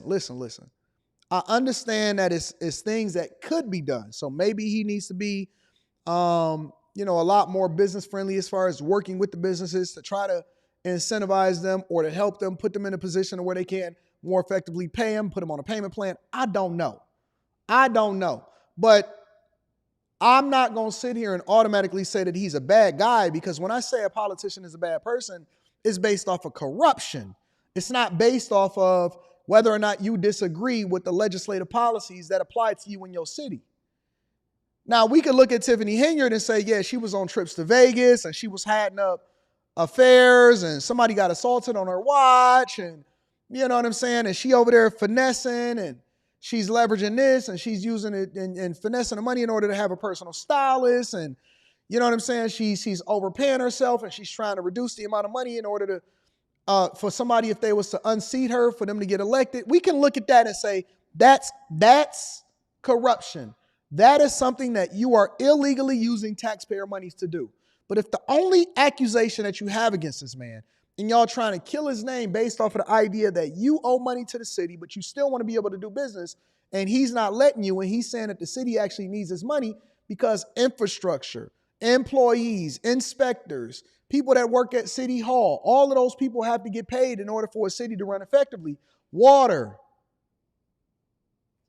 I'm not really seeing how he's now worse than Tiffany Henyard. I'm not going, as of right now, I don't see it. But I'm only 24 years young, and I'm doing what I can do. Harvey business owners Not in an a similar excuse. position were offered a settlement agreement with the city. Pay $2,500 a month and keep your business open. You said, come on, if you don't mind coming in here. We caught up. Okay, so that's what he did. He did exactly what I just said. He said the business owners was offered a settlement agreement because they're not paying whatever it is that they're supposed to be paying to the city. So what he said was, listen, here's a settlement agreement, pay this amount per month, and then you can get your business license back. And the people said, oh no, we won't go. That's not extortion. That's actually working with the people. Up with Harvey Mayor Christopher Clark as he left a special city council meeting. The only thing we're asking is for those businesses to pay their property taxes and stop using our city services for free. So, okay, all right. So now, this is why, thank you, sister. I appreciate you, baby. I'm going to read that super chat shortly. All right, so pay attention to the headlines, y'all. Be very careful of how they paint you. Because anybody can create a headline and anybody can create a narrative, and the news can say something based off of what everybody is saying in order to get clicks and views. But objectively speaking, and this is why we have to mine out all of the details, he's basically saying, listen, y'all using city services for free, whatever those services are. You're using city services for free, but you're not paying property taxes in order to make sure that we can continue to serve you. You're basically creating what we call a death loop in the city. The city is falling into debt, continuing to service your businesses, but at the same time, you're not paying property taxes that you're supposed to be paying, that you agreed to in order to be able to do business in the city itself. So I'm not really understanding why they going after this guy. I'm not going to do it. I'm not going to co-sign it just because it's the popular thing to do. I'm going to objectively look at every single thing that they're saying, and we're going to analyze it, and we're going to break it down. And as of right now, I don't see what the issue is. To pay their property taxes and stop using our city services for free. It's unethical, right? I can't say it's illegal, but it certainly seems unethical. Harvey Alderwoman Colby Chapman, a vocal critic of Mayor Christopher Clark, I don't have any discussion. I just want you to Thank you very much. says the underserved suburb is at times dysfunctional. Serve the people and know that we're elected to be here for the people. So Pastor Jonathan Johnson says he was in disbelief when he was told his church would need to register for a business license. It was almost $700. I said, where did this come from? We are federally and state exempt from taxes, and I really do feel like it's more of a dictatorship here in the city of Harvey. No, I look at it as you finessing. Pay your $700 and go and get your business license. Now, I don't know exactly how nonprofits work when it comes to these cities and all of this stuff, but I think that a lot of these churches be finessing and they be profiting and stuff like that. So I don't really agree with it, but I don't know. Let's continue to hear it. Harvey, at this point. How dare you send your police after peaceful... Minutes into the city council meeting, someone in the audience was removed by police at the direction of Mayor Clark. Officers handcuffed the man and led him out of City Hall. I'm the chair, and I am responsible for keeping the order. If people in the audience or in the council do not want to keep that order, down, big then they will be removed. I'm calling on every state official. We need help. We need strong oversight. No, you don't. Nope. And no, you don't. Colby Chapman. What's her name? Colby Chapman. Let me see if I can get Colby Chapman. I'm pretty sure it's difficult to get these people up on here. You know what? I'm gonna start scheduling these people in order to really be able to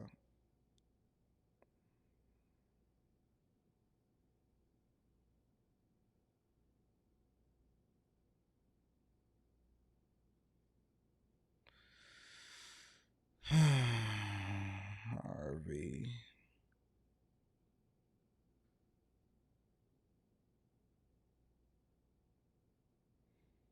I'm going to try to get these people on the platform. I want to hear what they got to say.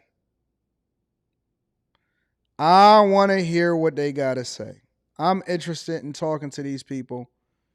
Colby Chapman, City Council, Harvey. Let's see if I can get them on the phone. Thank you for calling the City of Harvey. Press 1 for senior services. Press 2 for the police department. Press 3 for human resources. Press 4 for the water department. Press 5 for public works. Press 6 for the mayor's office. Press 7 for Lewis Williams. Press 8 for building inspectional services. Press 9 for the clerk's office. Nothing has been selected. Thank you for calling.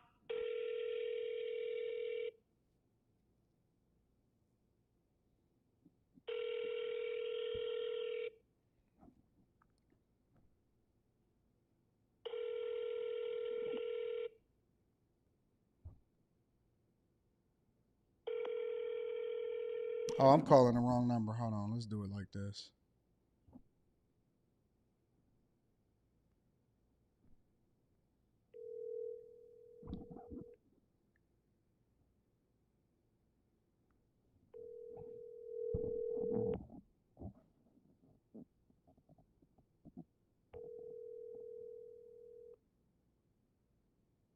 Why don't none of these representatives answer the phone?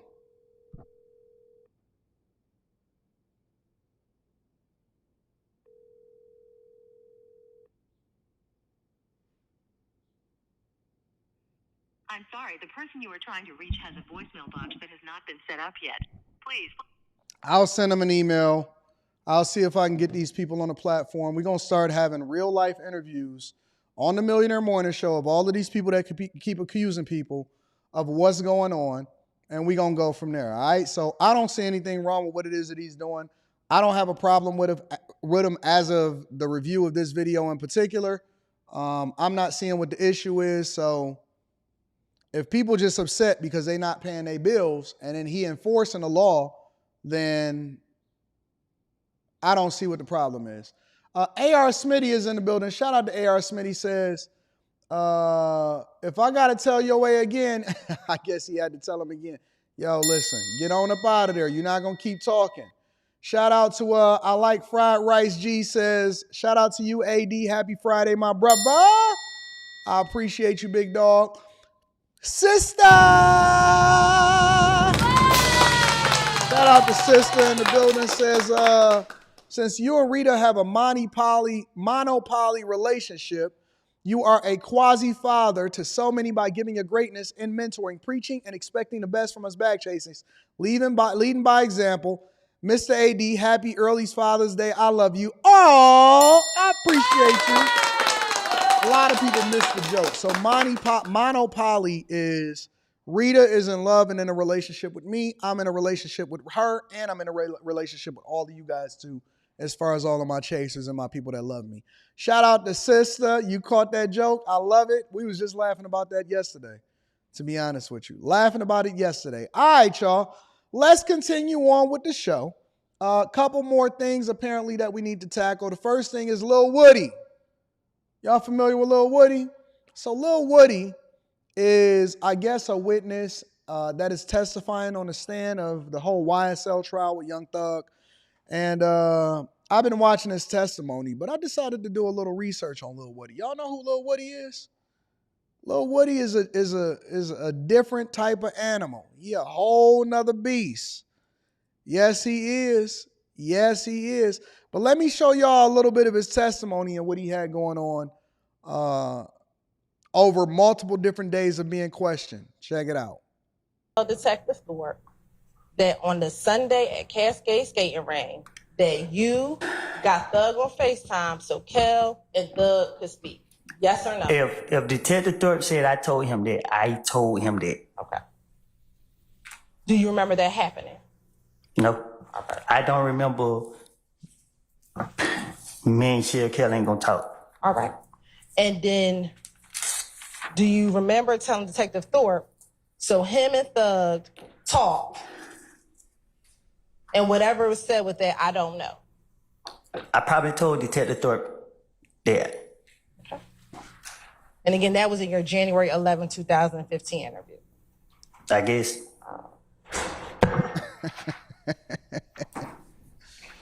This dude don't care nothing. He just saying anything.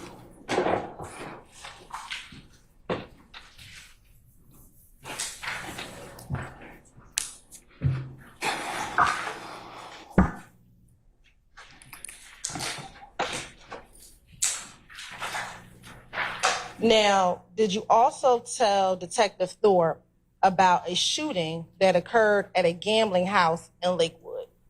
If that's what he said. Do you recall a shooting at the gambling house in Lakewood?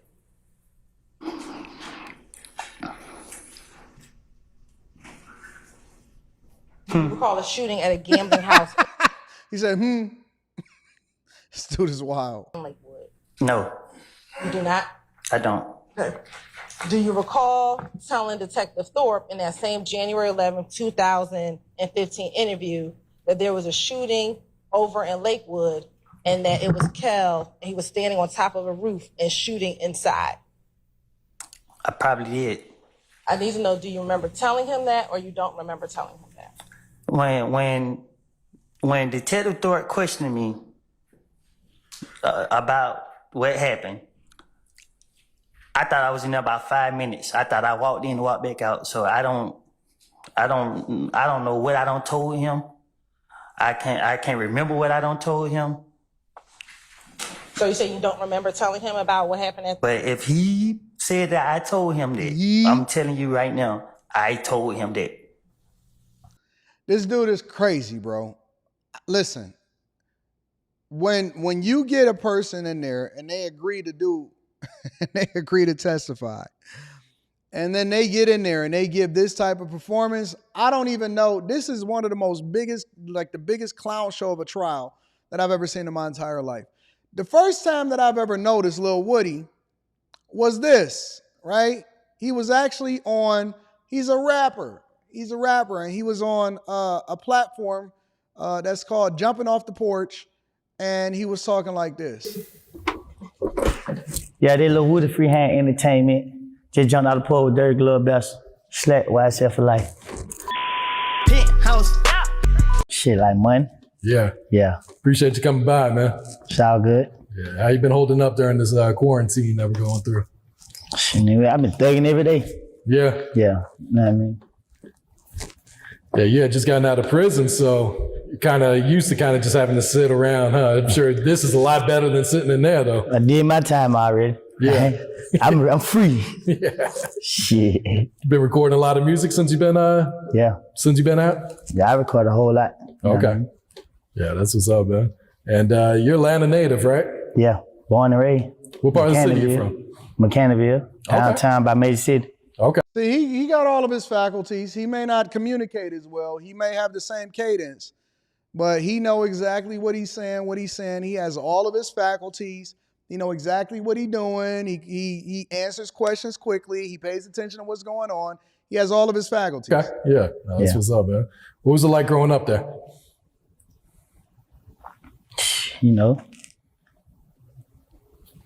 just ghetto, man, you know what I mean? Shit, fun growing up, you know what I mean? Yeah.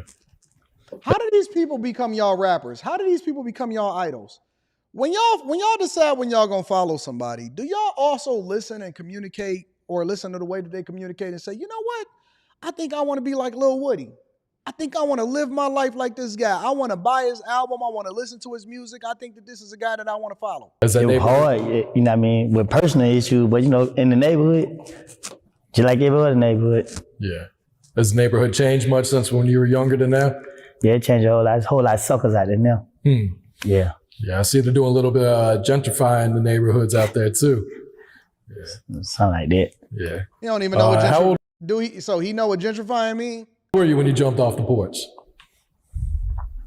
Ever since I can remember. Yeah. You know what I mean?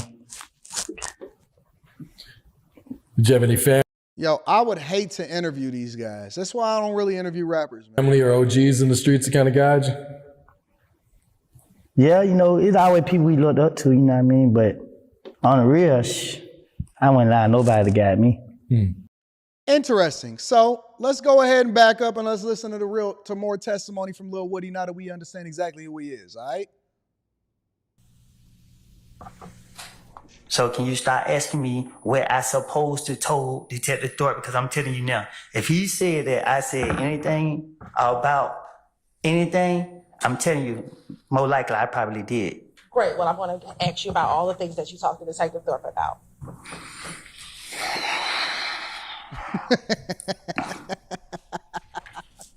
Look at this guy. And why they got a bonnet? Why they got a bonnet over the microphone? Hey, who put a bonnet over the microphone over there in Fulton County? Did you also tell Detective Thorpe about the Friday before Nut was killed? Nut? I guess. Okay.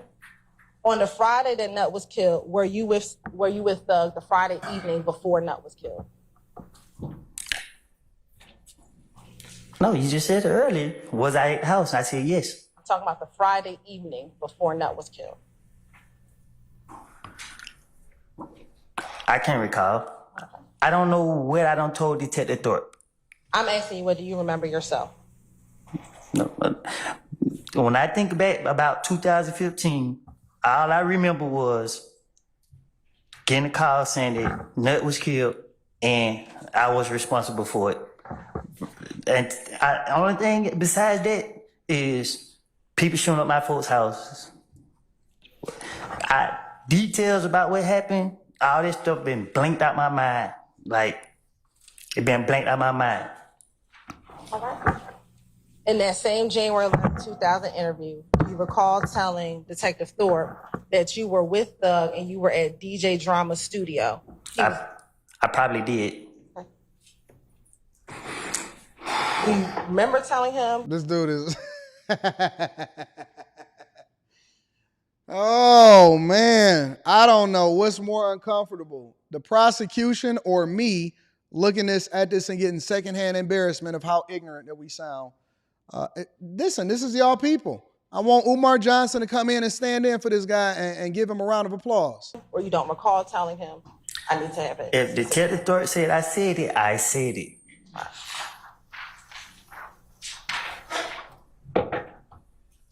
And then after leaving the studio, that is when you went over to your girl's house, which would be Deshaun's house. I guess.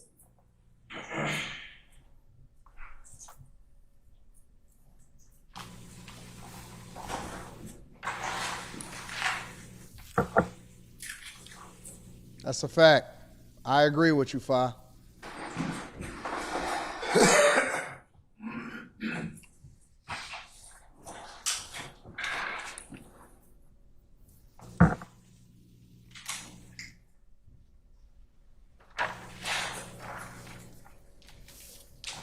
Now, earlier I asked you about what time you left Deshaun's home to go to your brother's house. Do you recall telling Detective Thorpe that you left Deshaun's home around 5:00 p.m.? I guess. When you say you guess, I need to know, do you recall telling him that or you don't recall telling him that? If he said I said it, I said it. This dude is saying the same thing over and over again. There's nothing else to ask him about because all he's going to say is, if he said, I said it, I don't remember, I don't recall. If he said, I said it, I don't remember, I don't recall. My mind blanked out. I don't remember. All I remember was they came in and they told me that, say again? They said again, they told me that I was responsible for Nut death. Now, I don't know what happened because I was blanked out after that. And all I remember was I was in there for 5 minutes. 5 minutes. Okay?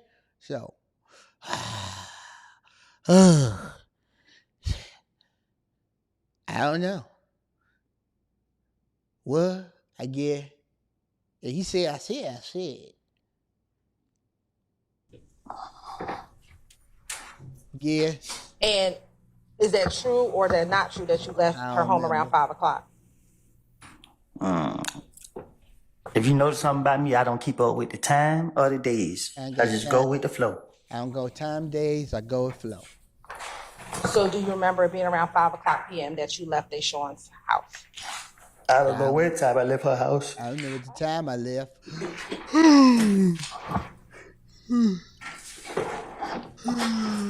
When you went to Mechanicsville, do you remember seeing anyone in Mechanicsville?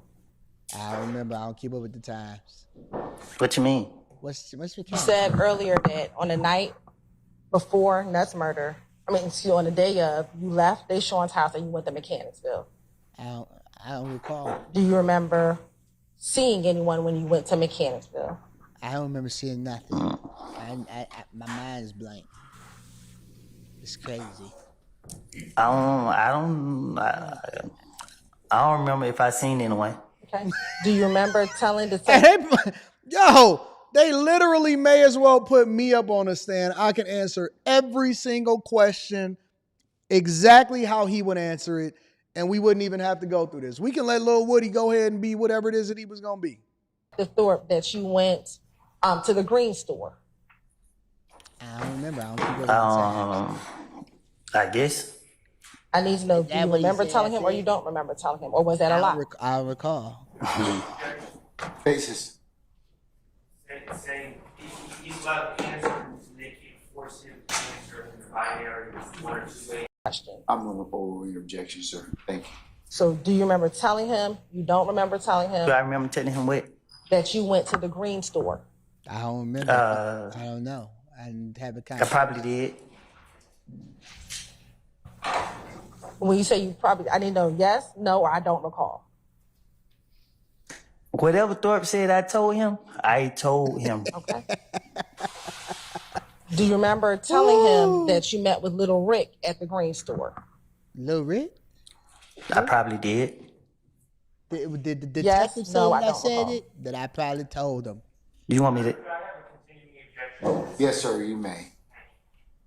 Yes, no, I don't recall. If Thorpe said I said it, I said it. If he said it, I said it. It had to be said. I can't wait to interview Lil Woody. I'm going to get Lil Woody in Detroit. As soon as he get off the stand, we going to have Lil Woody interviewing on Anton Daniels' channel. You recall telling Detective Thorpe that while you were at the green store, you called Little D. Is that what the detective said? I guess. The detective said it, I said it. Did you tell him? Did you not tell him, or you don't recall telling him that? If Thorpe said I said it, I said it. Yeah, this is repetitive. Shout out to our number one. Listen, everybody over in Atlanta that's a part of the gang is out here snitching anyway. Snitching, tricking, and messing up the bag, getting people convicted, and I ain't even complaining about it. Shout out to Lil Woody for being completely illiterate. Let's take one more question from Lil Woody before we move over to the next thing. Do you recall telling him that he told you he was on Cleveland Avenue? I guess. Yes, no, or I don't recall. If Thorpe said I said it, I said it. How did I know he was going to say that? How did I know that he was going to say, if Thorpe said I said it, I said it? Now, if Thorpe said I said it because I don't even remember going in. It was 5 minutes. I just remember being in and out. And so if he said I said it, I said it. I guess. I guess. I don't remember nothing. But I mean, I guess if Thorpe said I said it, I said it. How do we know that he was going to answer it like that? Oh, man, that's crazy. Let's take another question from Woody. Let's see if we can get it out of him so that the prosecutor can say yes, no, or I don't recall. I guess if Thorpe said I said it, I said it.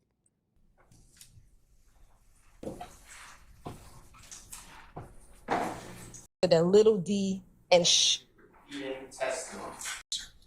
earlier today, you said that Little D and Shannon got into your vehicle. Do you recall saying that earlier today? I guess. I think I did. Okay. Back in January of 20.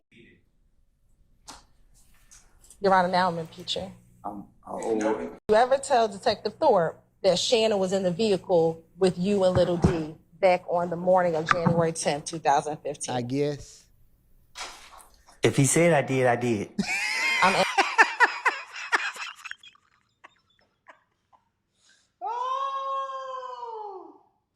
Oh, man. Shout out to Lil Woody. Basically giving us the blueprint for how to answer questions when we get interrogated. Listen, that's what I'm doing on any other panel that I agree on. If y'all want me to come on y'all show or y'all panel, then y'all ask me, Anton, well, did you buy the bottle of beer at 11:57? Did Thorpe say I said it? I guess. That's about to be my new soundbite. I guess. If Thorpe said I said it, I said it. I guess. Asking you, did you? Because you're saying you're saying today, you're saying the truth, and back then To the commentary. that Shannon was in the vehicle with you. I guess.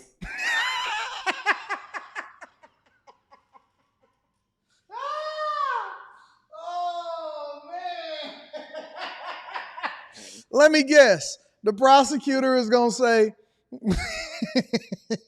the prosecutor is going to say yes, no, or you don't recall.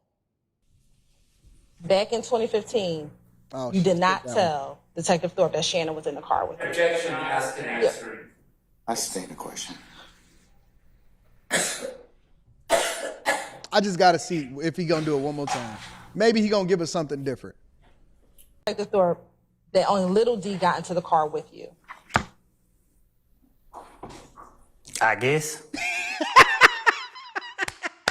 Wait. I just want to see. Only thing I'm looking for right now. The only thing, what up, 2K?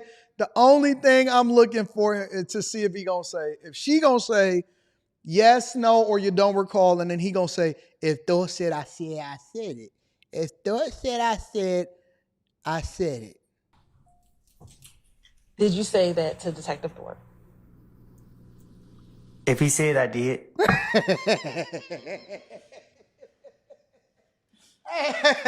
Hey, that's my new soundbite. That's my new soundbite. If he said I said it, I said it. This guy is the greatest witness of all time. Of all time. Oh my God. I'm so incentivized to just continue to play it. But I'm not.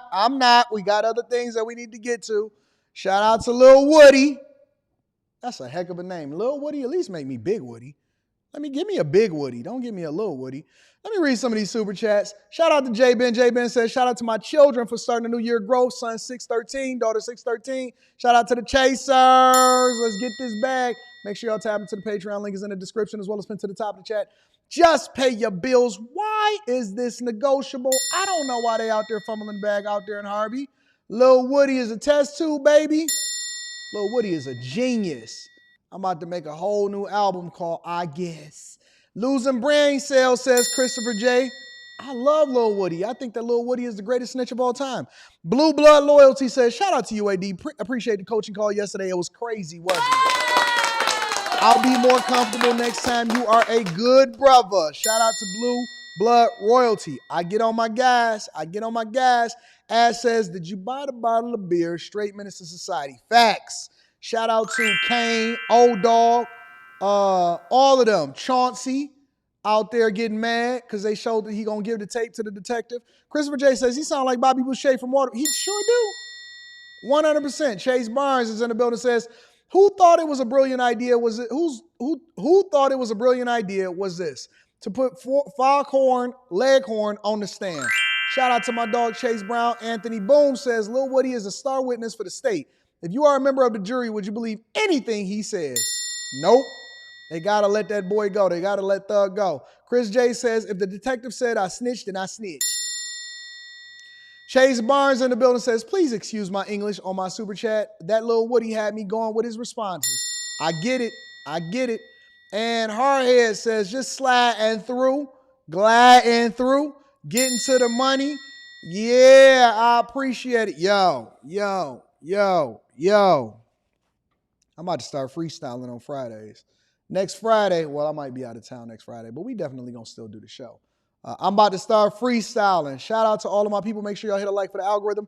Subscribe to the channel, turn on your notifications. So, last but not least, we are going to deep dive into a woman that said that she quit her tech job in order to bake pastries for $30,000 a year over in France. So this conversation, ladies and gentlemen, is based off of purpose and desire versus practicality. Make sure you hit a like for the algorithm, subscribe to the channel, and turn on your notifications. Let's get to it. Just for creating in general, I really, really enjoy working with my hands. The joy of baking came actually when I was in high school in home ec, and I had wanted to go to culinary school then, but it was just something at the time, my family was just like, no. Hey, How many of y'all had home ec in high school? Because I know that by the time I hit high school, they had started eliminating home ec, where they teach these women how to go out there and cook. They used to have cooking classes. They need to bring that back.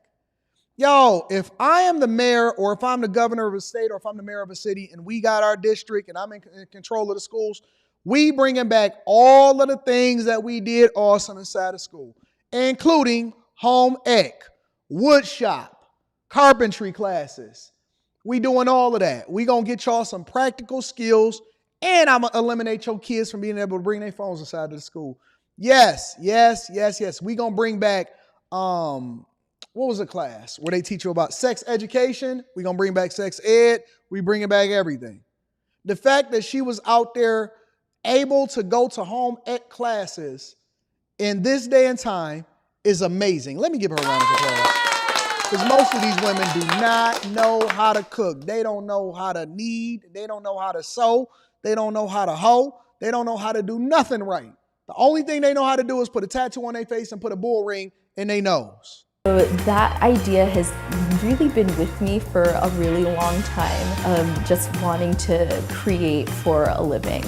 My name is Valerie Valcourt. I am 34 years old. I make $30,000 per year, and I live in Tournon-sur-Rhône, which is a village in eastern France.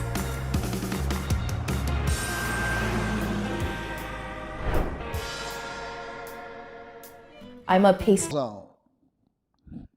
And listen, this woman is 34 going on 77.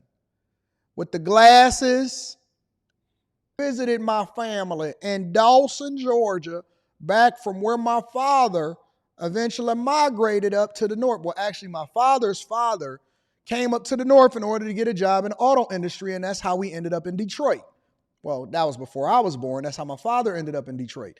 And then eventually, what they wound up doing was, securing jobs in the auto industry and everything like that. And then I was born. And then ultimately, that's how things played out. But my family, the Daniels family, what Aurelius, that's my father's name. A lot of people may not know that. That's an old school, hardened Georgia man's name. My father's name was Aurelius Daniels. That's my father's name. My dad's name was Thaddeus Daniels. His father's name was Aurelius Daniels, and he was a hoe out in these streets, man. They say that my father's father, that's what my dad was telling me. He said, man, my daddy, he said, man, he had women all over the town. Part of the reason why we had to move from Dawson, Georgia up to Detroit, Michigan was because he had to get away because he was sleeping with everybody's wives. I said, no, Dad, don't tell me that I got it honestly. Not the sleeping with the wives part, but the weakness in the women. They said he was out there with all of the women. And one of the reasons was not just for the job, but that they had to get him up to Detroit so that a man wouldn't try to kill him down there in Dawson, Georgia. I said, no way. No way. No way was you in Dawson, Georgia, hoeing it out in the early 1900s. You know what I'm saying? They said Papa was a Rolling Stone. I said, okay, all right. Well, we going to get it. We going to get to it. But Aurelius Daniels was out here trying to make it shake out here in the streets of Dawson, Georgia. This woman looks just like she's from Dawson, Georgia. They had the houses that was elevated and it had the sticks on it. They said, you can stay overnight if you want to. I said, hey, no, we going to Atlanta. And we're going to be staying in a hotel tonight, big dog. In Paris, and I had gotten in and I was like, okay, we're going to start January of 2021. I didn't have all the tuition, but I was just like, I'm going to make it work. What I didn't take into account though was, again, at what level my mental health was and what would happen to like my psyche upon quitting. How many of y'all will leave a six-figure job at Google? A six-figure job at Google. Ladies, Mama Sadies, how many of y'all would actually leave a six-figure job at Google to go work as a pastry? Let the people tell it though. Anton is a teller. He gotta be from another country. Boy, you just a beggar. You just keep on asking for something and begging for the people in order to come and get it for you. Boy, ain't nobody from nowhere except for this good old United States of America with a good old fatherly name named Aurelius down there in Georgia.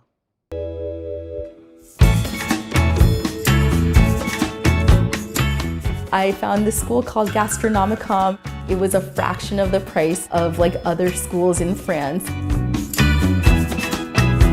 $25,000 in order to pay for tuition costs as well as move to France.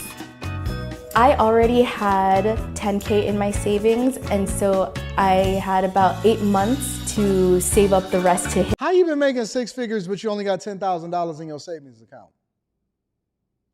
Let's continue. That goal.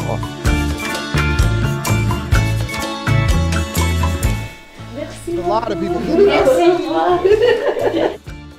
I originally expected to be in France for 7 months, 3 months of school plus my 4-month internship, but I've been here for about 1.5 years now. Reading that super chat shortly. This is the only part that I want to see. I can absolutely live comfortably on my salary and still paying my rent and my expenses. Is that how cheap it is in France? Why is France so cheap? So wait. You telling me that housing is only housing and utilities is $672 a month. Debt repayment is $450. Discretionary is a huge part of the budget. That's at $430. What is discretionary? What the heck is discretionary? Transportation, $284. Food, $219. No, that's BS. Nah, see? I call cap. I call 100% cap. No way that no way that you're going to sit here and telling me that you're only spending $219 on food. Either you eating all of the pastries, all of the hog maw. Either she eating all of the pastries, she's slipping them in. But if you telling me that she only spending $219 on food, then she makes... Now, I'm not going to shame. I don't believe in shaming because I know we're talking about the money right now. However, you're not going to lie to me either. I'm not going to be lied to because I know what I know when I know it. And I seen it, and it did not look like you only spending $219 a month on food.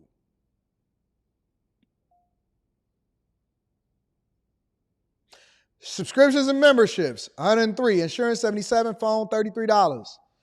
All right. So the housing and utilities, I did not know that it was that cheap. She must be staying in the hood. Debt repayment, $449. That is a personal loan that she took out, I guess, for school over there. Discretionary, I guess that's when she out there having fun and buying whatever it is that she want to buy. Transportation, I get it. The food and the housing utilities, those are throwing me for a loop. All right, let's continue.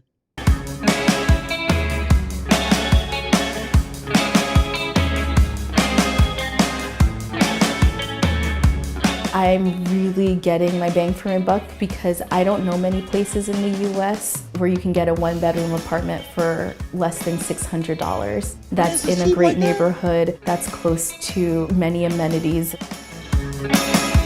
Green tarot cards.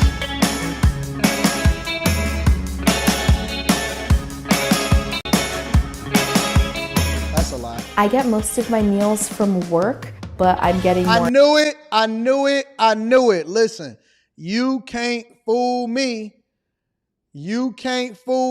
I know it. I get most of my meals from work. That means eating on the job. Into cooking again now that I have a kitchen. Literally a sack of potatoes, it's only 99 cents. That is so cheap. So another thing here is the wine. This is a Côte du Rhône, and it's like a local wine, $3.45. Is it that cheap over there? Is wine that cheap? Well, I guess it is wine, right? Wine is cheap like that over there? Good wine too. It's not like super cheap. Cheap in cost, but not cheap in flavor or value or quality.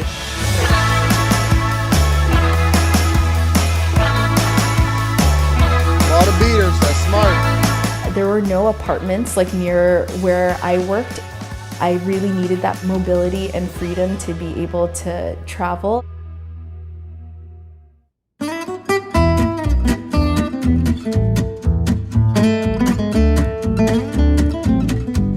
When I get to work, the first thing I do is check to see how many clients we have. Then from there, I start looking at what items we need for our mise en place. From there, I'm baking, I'm whipping things. I'm just kind of running around the kitchen, getting myself ready. And so our tickets start coming in, and then we can see kind of like the layout of the land of what's in front of us. While French is spoken in the kitchen, we also do speak English, but outside of work, I'm still using French. I'm not fluent yet, but I can still have a conversation with people and have them understand me, which is nice. French kitchens definitely have a reputation, but I would say the differences are, it didn't feel like the times when I was an administrative business partner or an executive assistant that I could necessarily be off. Whereas here, I'm the one who's sometimes staying later and doing stuff, and people are like, why are you here? Go home. The French culture is like, when it's time to rest, it's time to rest. So I guess that everything is different for different people. I don't necessarily have a problem with it. Would I do it? Absolutely not, because I'm a man. You know what I'm saying? So it's a little bit different for men, I think, but I don't necessarily have a problem with her going over to France and living a different lifestyle, following her dream, as long as she's not affecting anybody in a negative way. And apparently her cost of living is cheaper. And so you have to do, I think, what's best for you. Just don't complain about it. As long as you're not complaining about it, as long as you're not depending on other people and taxpayers in order to be able to supplement your lifestyle, and as long as you're happy and you feeling fulfilled and you feel like you add value and you leaving this earth as a better place, then I don't have any problem with it. So shout out to her. Congratulations. I'm not quitting no job at Google for no reason other than to go and get another bag and make more money. Carla R says, supporting me because I love the Millionaire Morning Show. I love you too. Fire First says, I can smell her through the screen. Earthy and P. Shank in the building says, good morning, Mr. Anton Daniels in the Millionaire Morning Show. Shout out to P. Shank. I appreciate you, baby. Fi Brown, my dog, says, phenomenal show today, AD. Very informative, very entertaining. You are truly the GOAT. Hey, can I give a round of applause for the people that think I'm a GOAT? Is that a GOAT?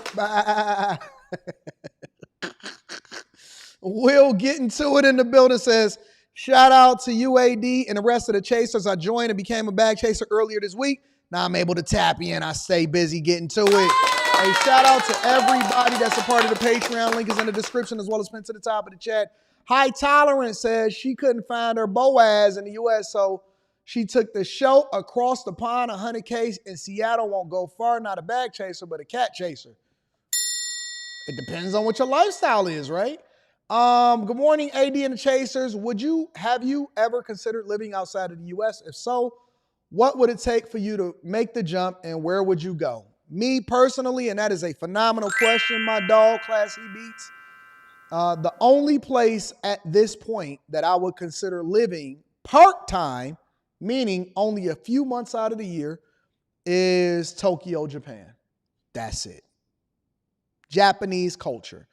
At one point in my life, I had considered, and when I retired in 2019, I was 37 years old, and I was considering kind of traveling the world once my daughter got to a certain age and basically living in a different place every single year.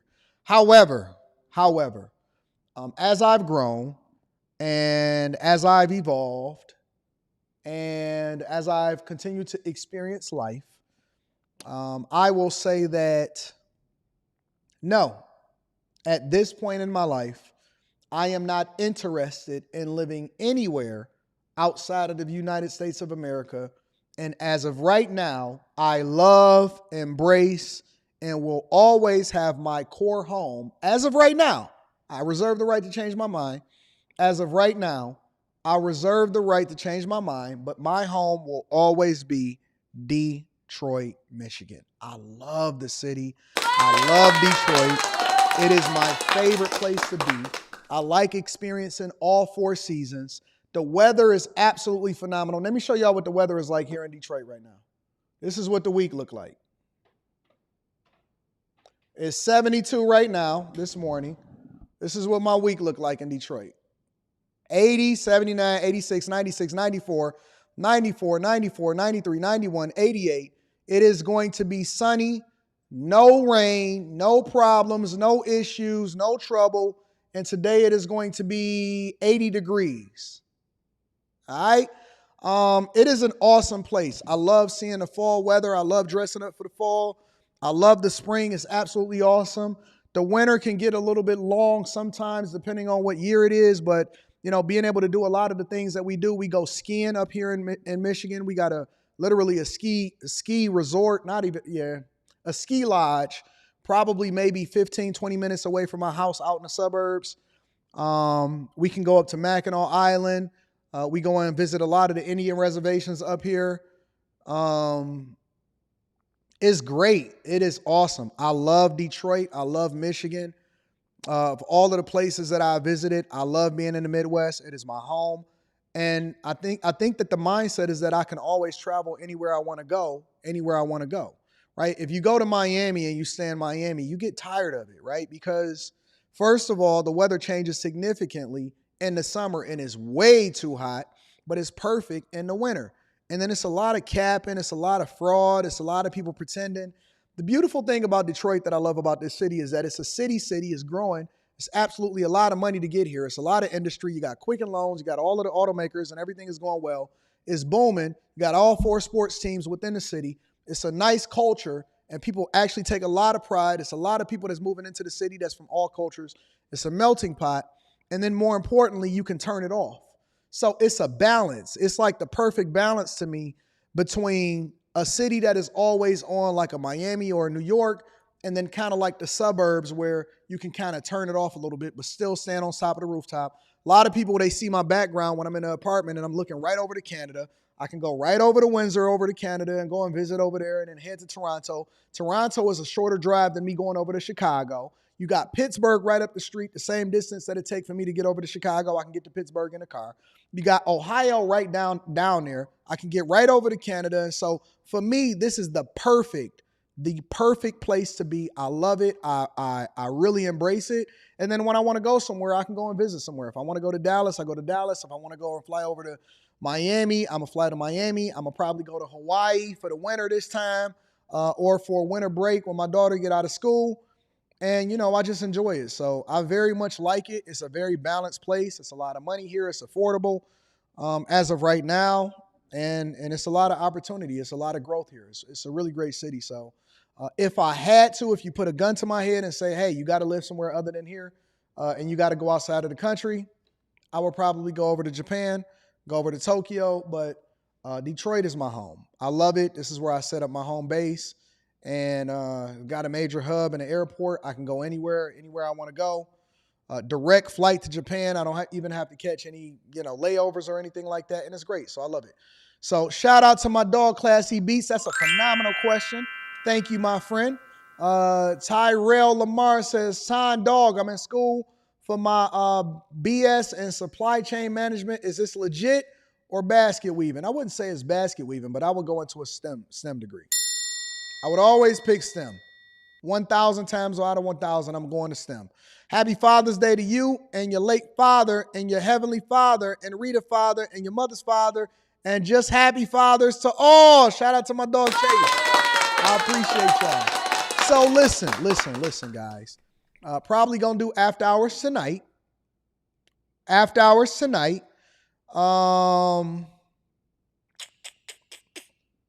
And then we got the Millionaire Morning Show back Monday. We got some changes that we're going to implement, some new shows that we bringing out, and it's a lot of awesome stuff that's coming, all right?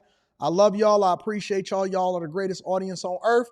Make sure you share this with your family and friends. We don't want to be successful by ourselves. Make sure you get that Tiege Hanley, 40% off your first order plus 20% off of life. That link is in the description. And then last but not least, make sure you join the Bag Chasers. Patreon members. Link is in the description as well as pinned to the top of the chat. The link to the Discord is in the description of any of the most recent videos inside of the Patreon. I love y'all. I appreciate y'all. I'm going to holler at y'all later. Peace.